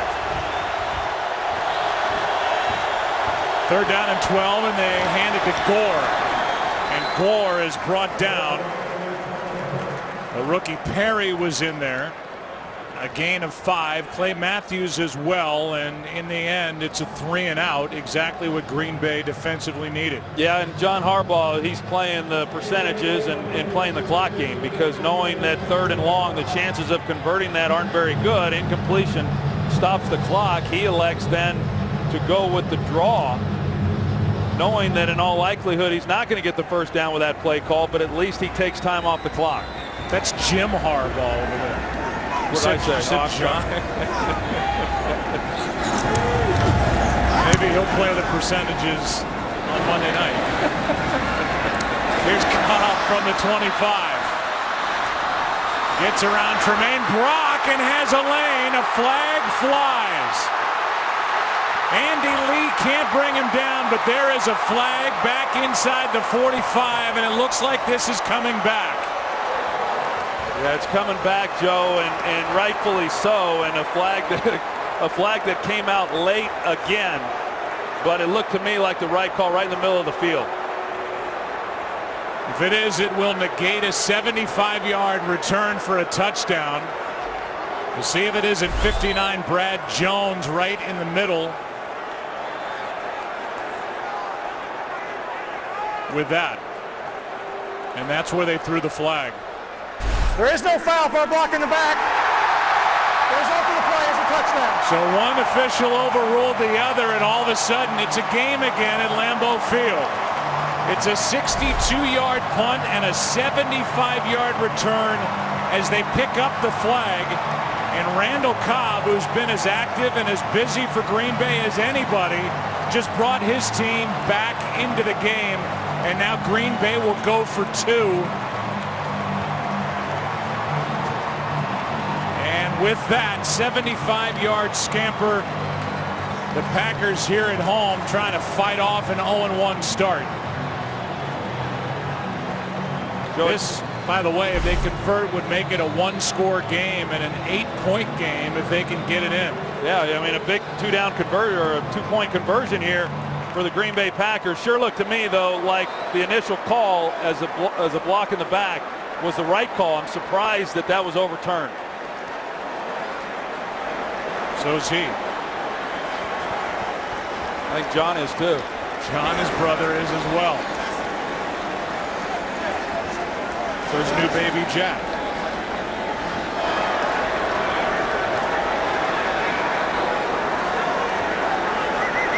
They're just confirming the score. That's what the delay is. Looking at the feet of Randall Cobb as he went down the sideline. And he stayed in. The previous play is under review. We haven't seen anything where he really comes all that close to the sideline, but they're going to look at it as they confirm all scoring plays now. And we'll take a break. So a booth review. Haven't seen anything to think the points won't stand, but we'll get the call when we come back.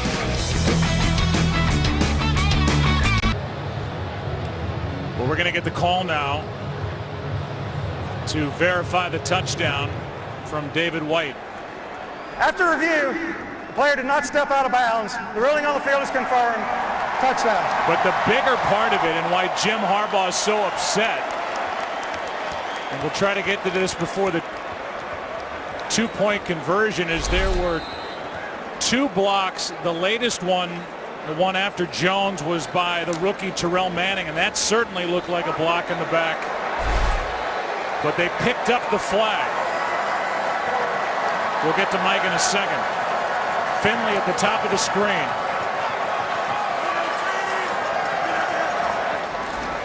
Trying to make this an 8-point game, and they do, as Jordy Nelson is in to make it 23-15. Well, Jordy Nelson in the slot, and he's just going to turn around and you put the ball right on him, and so there's just not enough time then for the defensive backs to make a play on the ball.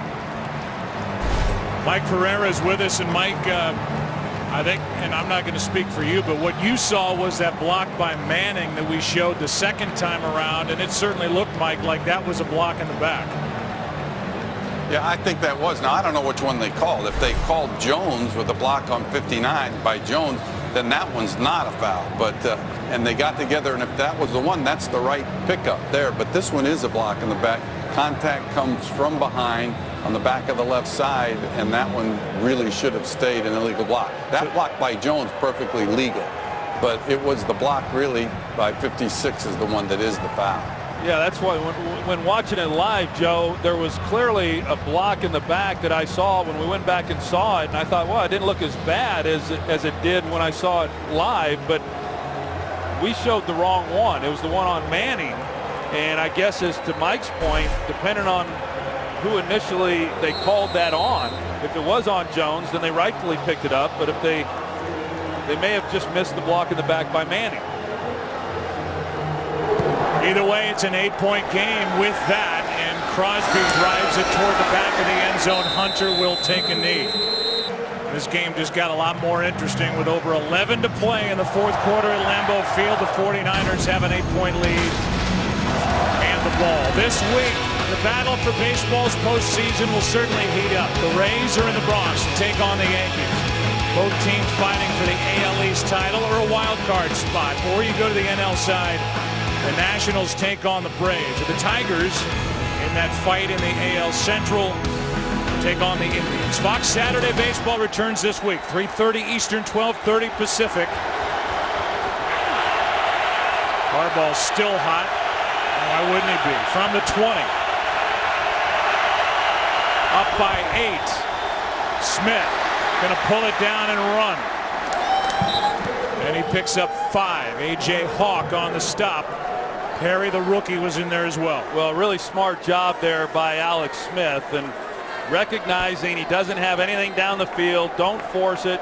If you throw it away, you stop the clock. You can't play to the clock now like you could have before with a 16-point lead, but at least he gets 5 yards off the play and does keep the clock running. Now, remind you that for Harbaugh, those plays happened, those blocks happened on his sideline. So, yeah, he's hot because he had the best seat in the house to see what happened.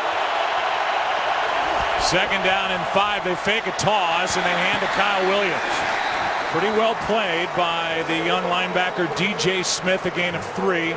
B.J. Raji in there as well, and a third down coming up for San Francisco. Well, you could feel the momentum shift in this stadium when Cobb takes it the distance to cut this game to an 8-point lead now, and the Packers were able to get off the field on the last third down, and it's going to be important then for the 49ers to mount something here and to keep this drive going.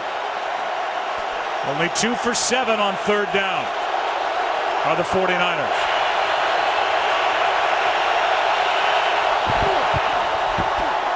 Gore out of the backfield. Shields brings him down, but with the spot.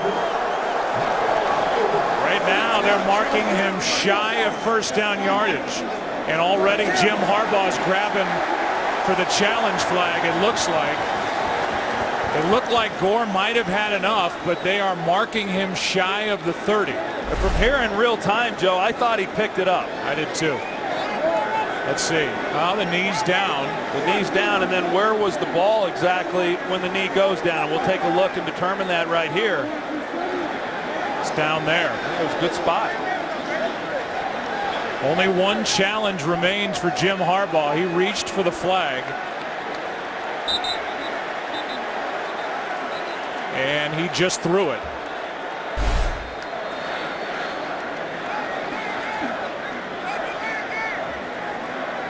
So a challenge flag has been thrown. San Francisco is challenging the spot of the ball relative to the line of game.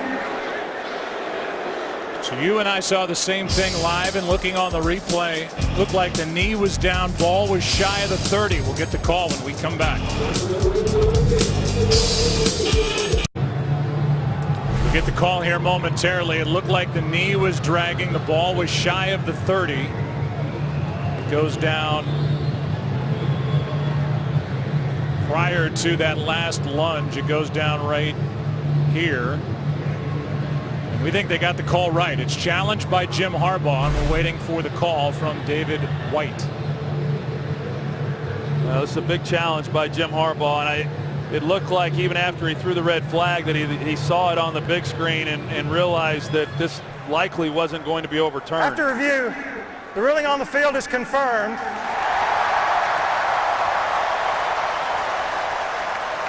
San Francisco is charged their second charge timeout, and they have no more challenges.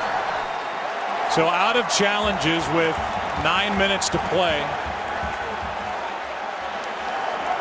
And they have only one timeout remaining. And now Randall Cobb, who has 53 receiving yards in this game, a career high 6 receptions, and is now coming off a 75-yard punt return for a touchdown, with his crew picked up a penalty flag and what looked to be a block in the back, or missed a call, missed a block in the back. He's got another shot. Down by 8.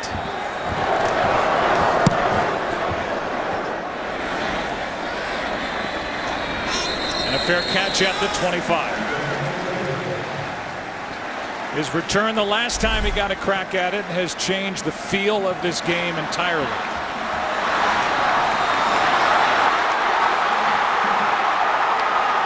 If you're just joining us, you can see the flag come flying in there after what looked to be a block in the back. The officials got together, picked it up. And with this 75-yarder, it's a one-score game. Yeah, and I think the point being on the block in the back, initially, we're saying that maybe it was called on 59 Brad Jones, and then we go back and show that it's Terrell Manning. And the fact that the flag came in so late, which has really been a theme throughout this game, is why we don't really know who the initial call was on. So now the ball's in Aaron Rodgers' hand, and he throws a pick.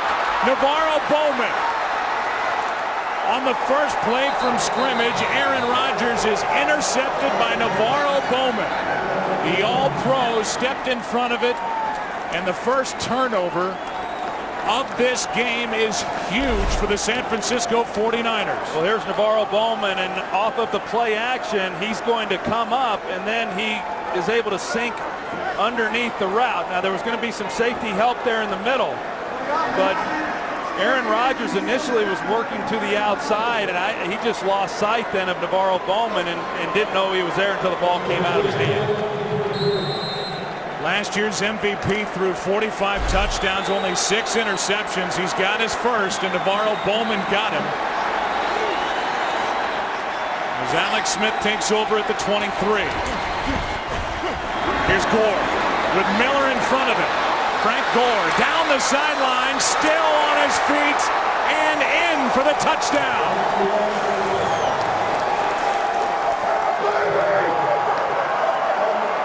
23 yards from Frank Gore on the first play after the turnover. You're going to see the pull here by Iupati, the left guard, and then Miller again. He's in front. He gets enough of, or at least forces Woodson to try to hurdle him, and then just a poor tackle on about the 5-yard line. But Frank Gore, once he goes into the end zone, I mean, he takes a shot by Tramon Williams. On the day, 15 carries, 111 yards, and now this touchdown. The missed tackle there by Morgan Burnett, there's no excuse for that. He comes in from the safety position and just throws a shoulder on Gore, and it wasn't much effort at all, and he should have been able to make that play. But at the end, it looks like Frank Gore might have been shooken up, but he was able to get up and get off to the sideline. It is a 15-point game here at Lambeau Field. And Frank Gore doing what he does best, backing his way this time into the end zone after the pick by Aaron Rodgers. The minute you feel like all the momentum switched to the home team, the 49ers take it right back. They get the interception by NaVorro Bowman on the first play. Frank Gore takes it in. He has his 30th career 100-yard game. 23-yard touchdown on the ground, and it's a 15-point game. And Aaron Rodgers is about to go back to work.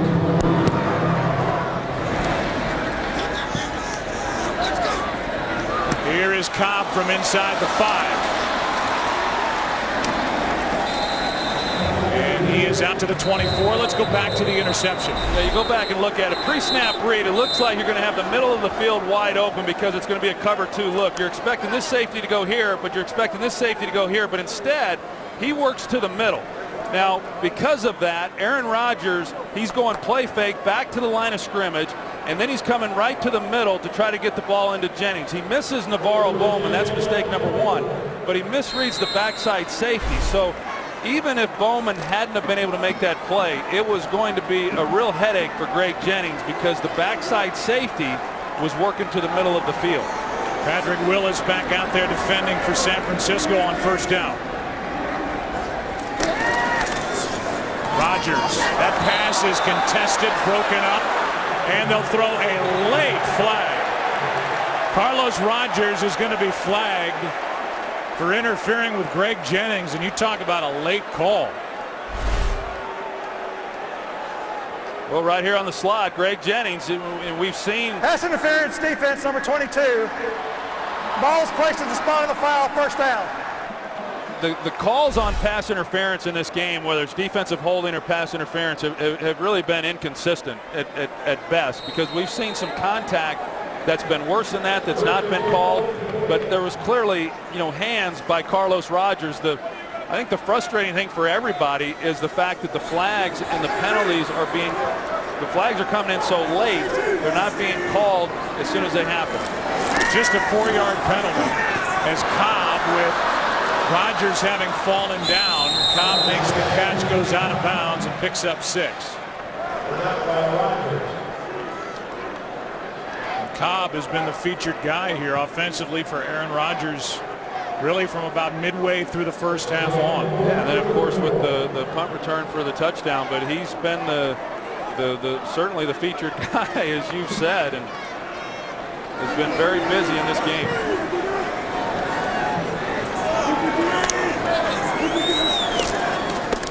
On second down, Rodgers slides and now finds a man. That's Cobb again. Penalty flag is thrown on the far side of the field. Looked like Rodgers was dangerously close to the line of scrimmage. We'll get the call.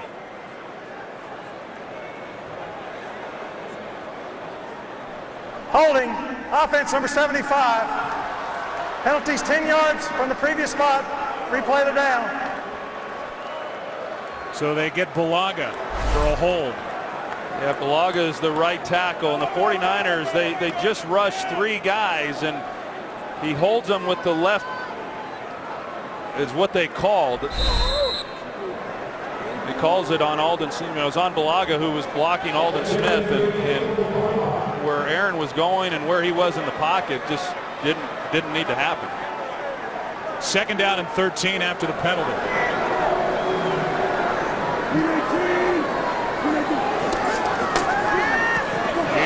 Nelson with Jennings blocking in front of him on second down and 13. He gets 7. So third down coming up.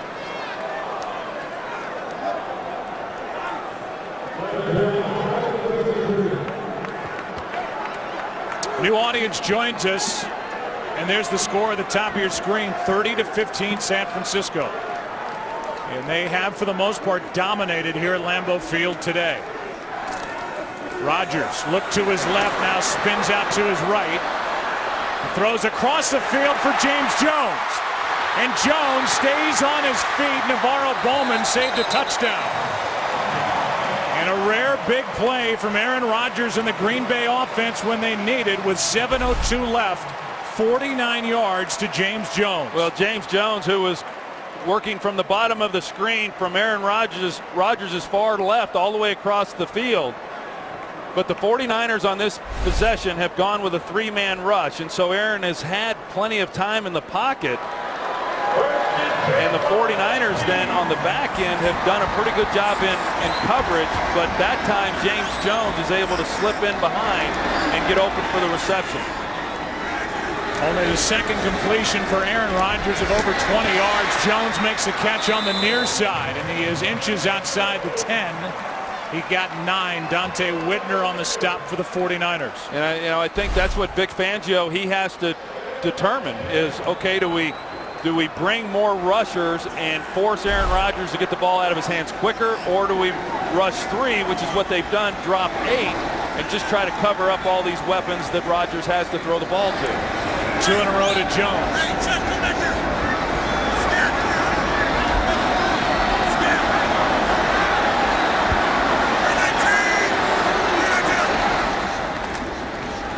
Rodgers, there he is. Touchdown Jones. 3 in a row. And this is a game again at Lambeau Field.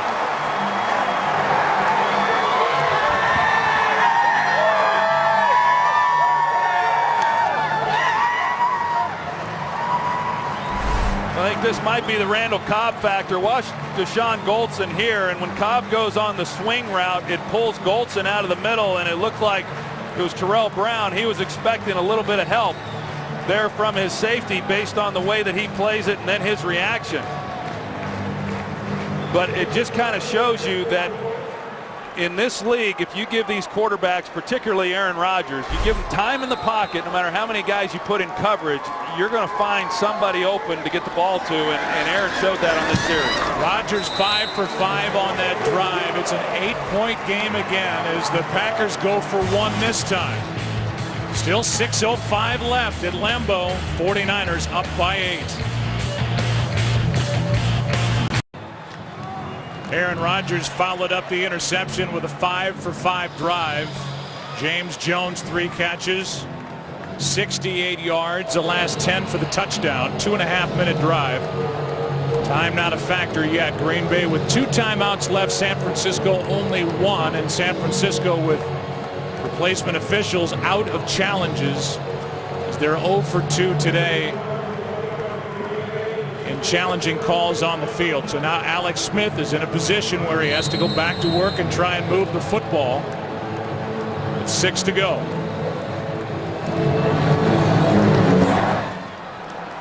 Crosby hits it. Hunter will take it out. And Kendall Hunter gets some blocks and takes it out to the 25, and we'll look back. It's a 30-22 game at the moment. How'd we get there? One of the touchdowns, Vernon Davis. Randy Moss had the first, a 75-yard punt return by Randall Cobb, and then this 23-yard touchdown run by Frank Gore followed an Aaron Rodgers interception, and Aaron just found James Jones. 3 pass completions in a row to number 89, and all of a sudden it's a 1-score game again here in Green Bay.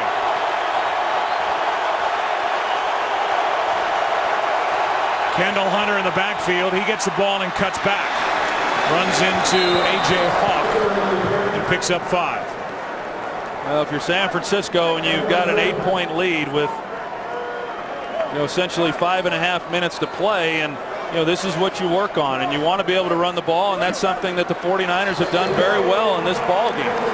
Both Frank Gore and Kendall Hunter have run the ball well and have picked up a lot of yardage, and if they're able to milk this clock down and come away with any kind of points, then they've got to feel pretty good about winning this game. San Francisco's running for 183 yards in this game.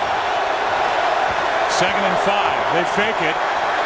Smith keeps it and now drops it to Miller, the fullback. And Bruce Miller has got a first down for San Francisco with coming up on 5 minutes left in the game. They bring in an extra lineman, and that's one of the things that the 49ers like. They give a lot of different looks within their personnel and their formationing for their running game, and the Packers know, Dom Capers knows exactly what they want to try to do. So the 49ers show personnel that shows it run, and then they get Alex Smith out with a 2-way option. They had Vernon Davis streaking through the middle, and they're able to dump it off and get the first down. For 15 yards to Bruce Miller, the fullback. So now on first down, it's Gore, and he runs into the 2nd-year linebacker, DJ Smith. No gain. Let's go to Patrick O'Neill for a game break. Hey, Joe, how about this? Kevin Cobb, Arizona quarterback, forced into action. John Skelton carted off the field, apparent leg injury. All Cobb does is lead the Cardinals down the field for the go-ahead touchdown. It's now 20-16, Arizona up on the Seahawks. Joe, Troy, and Pat. How good must that feel for Kevin Cobb? Meanwhile, here it's an 8-point game, and Alex Smith trying to take time off the clock, get his 49ers down the field. It's 2nd and 10. And they're going to have to spend their final timeout with 4:01 remaining.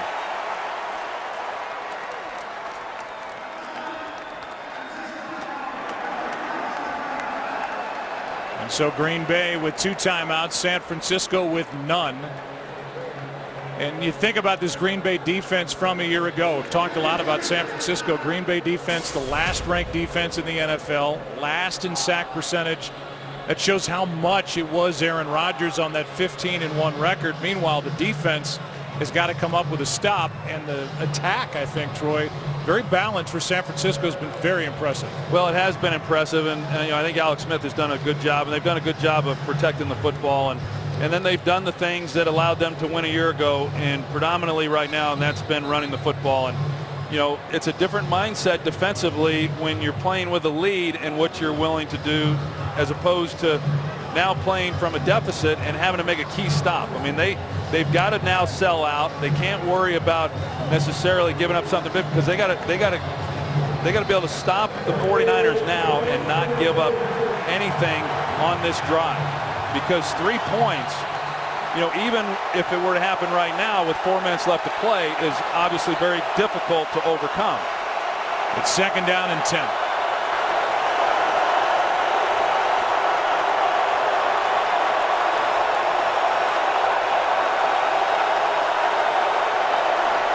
Extra men on the rush, and Alex Smith dumped by Clay Matthews. His 2nd of the day.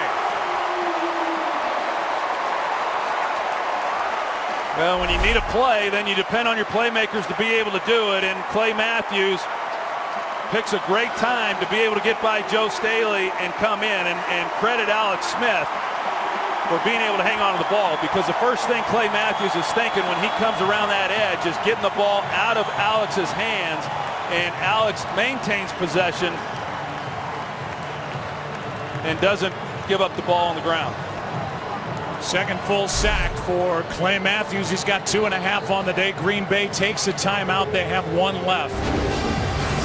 After football coverage, we continue. The games are over. Afterwards, stick around for the OT. Kurt, Terry, Howie, Michael, and Jimmy bring you extended highlights, analysis, interviews, a look ahead to next week's action. America's #1 post-game show, the OT, presented by Lowe's, coming up after the game here on Fox. You know, we saw earlier in the game, Joe, was when the 49ers were backed up 3rd and 12, Jim Harbaugh ran the draw to keep the clock running. Now, with Green Bay having 1 timeout, you know, what will he do here? 3rd and 17. My guess is that he's going to either run the ball here or a high percentage pass and make Green Bay burn their last time out if that's what they decide to do, but wants this clock to keep running.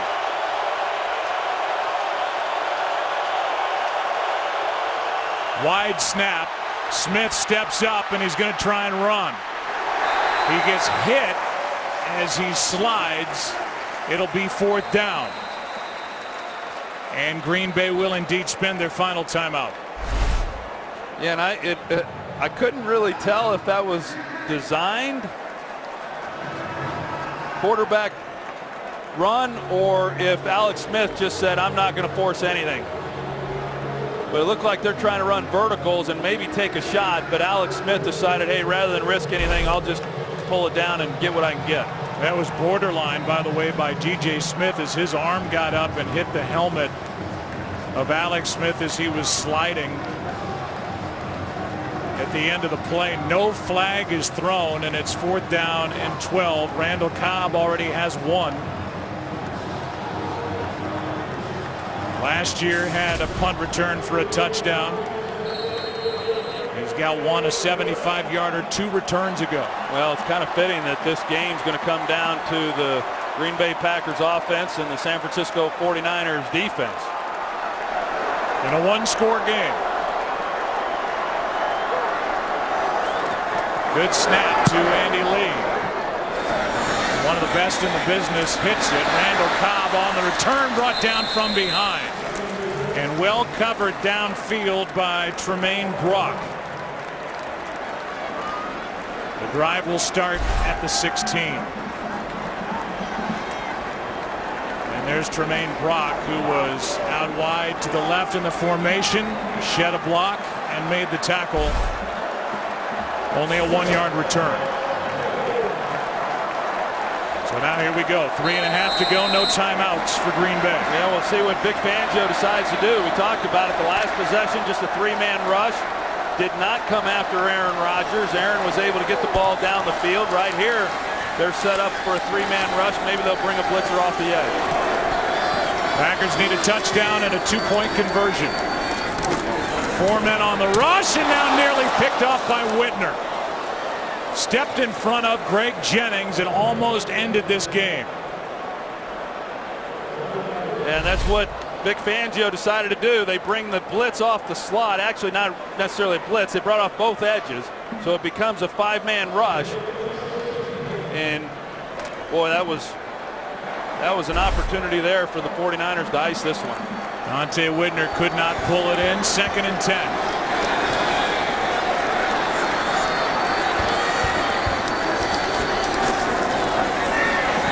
Rodgers steps up and down he goes. Brought down by Ahmad Brooks.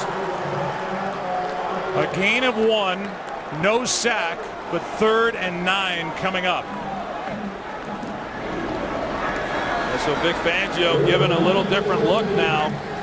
They start first down with blitzes off the slot. This time they go with a 4-man rush, but a good job there by Ahmad Brooks, who recognizes that Rodgers was taken off and gives up on the pass rush to be able to peel back and make a play. 3rd down and 9. 2 downs to get 9 yards. Rodgers fires and the pass is caught. That's Randall Cobb, and he's got enough for a first down with under 3 to play.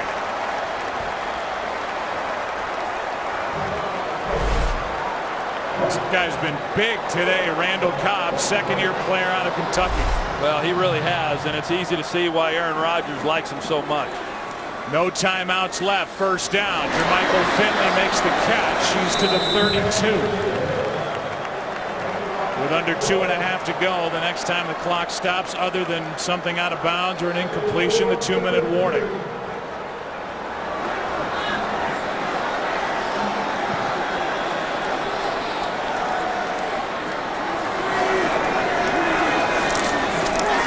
Quick set up and throw. First down. That's Jennings.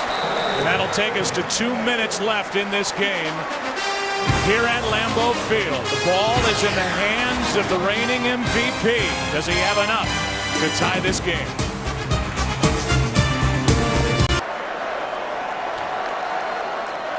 Jim Harbaugh on your left, his 2nd year, 7th year for Mike McCarthy. How did their team start this season? 2 minutes left. Brooks came across early. We'll see if it's against 55. It looks like it's against San Francisco for a free 5 yards.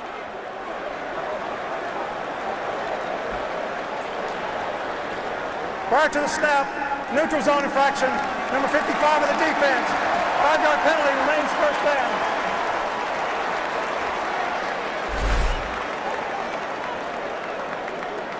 Just trying to get a jump. All these guys are, because they know what has to happen right here. And Justin Smith, number 94, he was standing up right in the middle of that offensive line and looked like he was just going to try to blow it up as best he could in the middle and free someone up on the outside.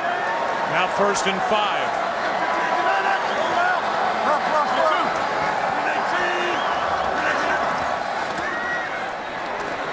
Rodgers steps out of it.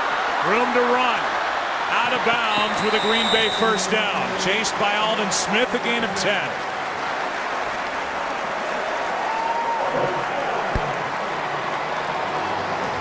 Well, they're trying to run a little game there on that side, and they rush up the field, but then Ahmad Brooks, once he tries to spin and come underneath, that's what gave Aaron Rodgers the edge and so much room to run to the outside and get out of bounds and stop the clock. He's the Packers' leading rusher today, Aaron Rodgers, with his 27 yards. First down.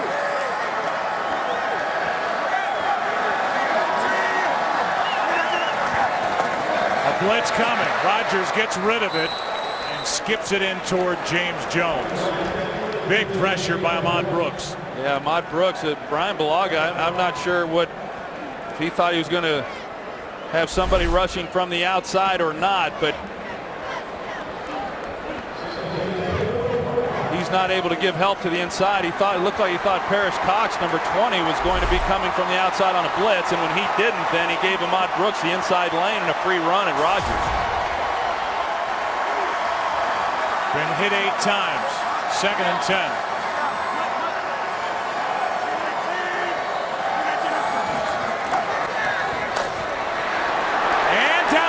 And there's Ahmad Brooks again.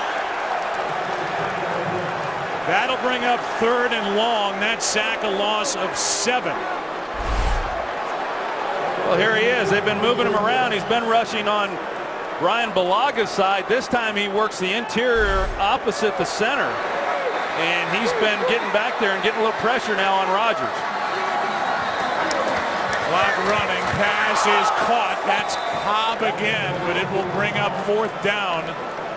A gain of 7.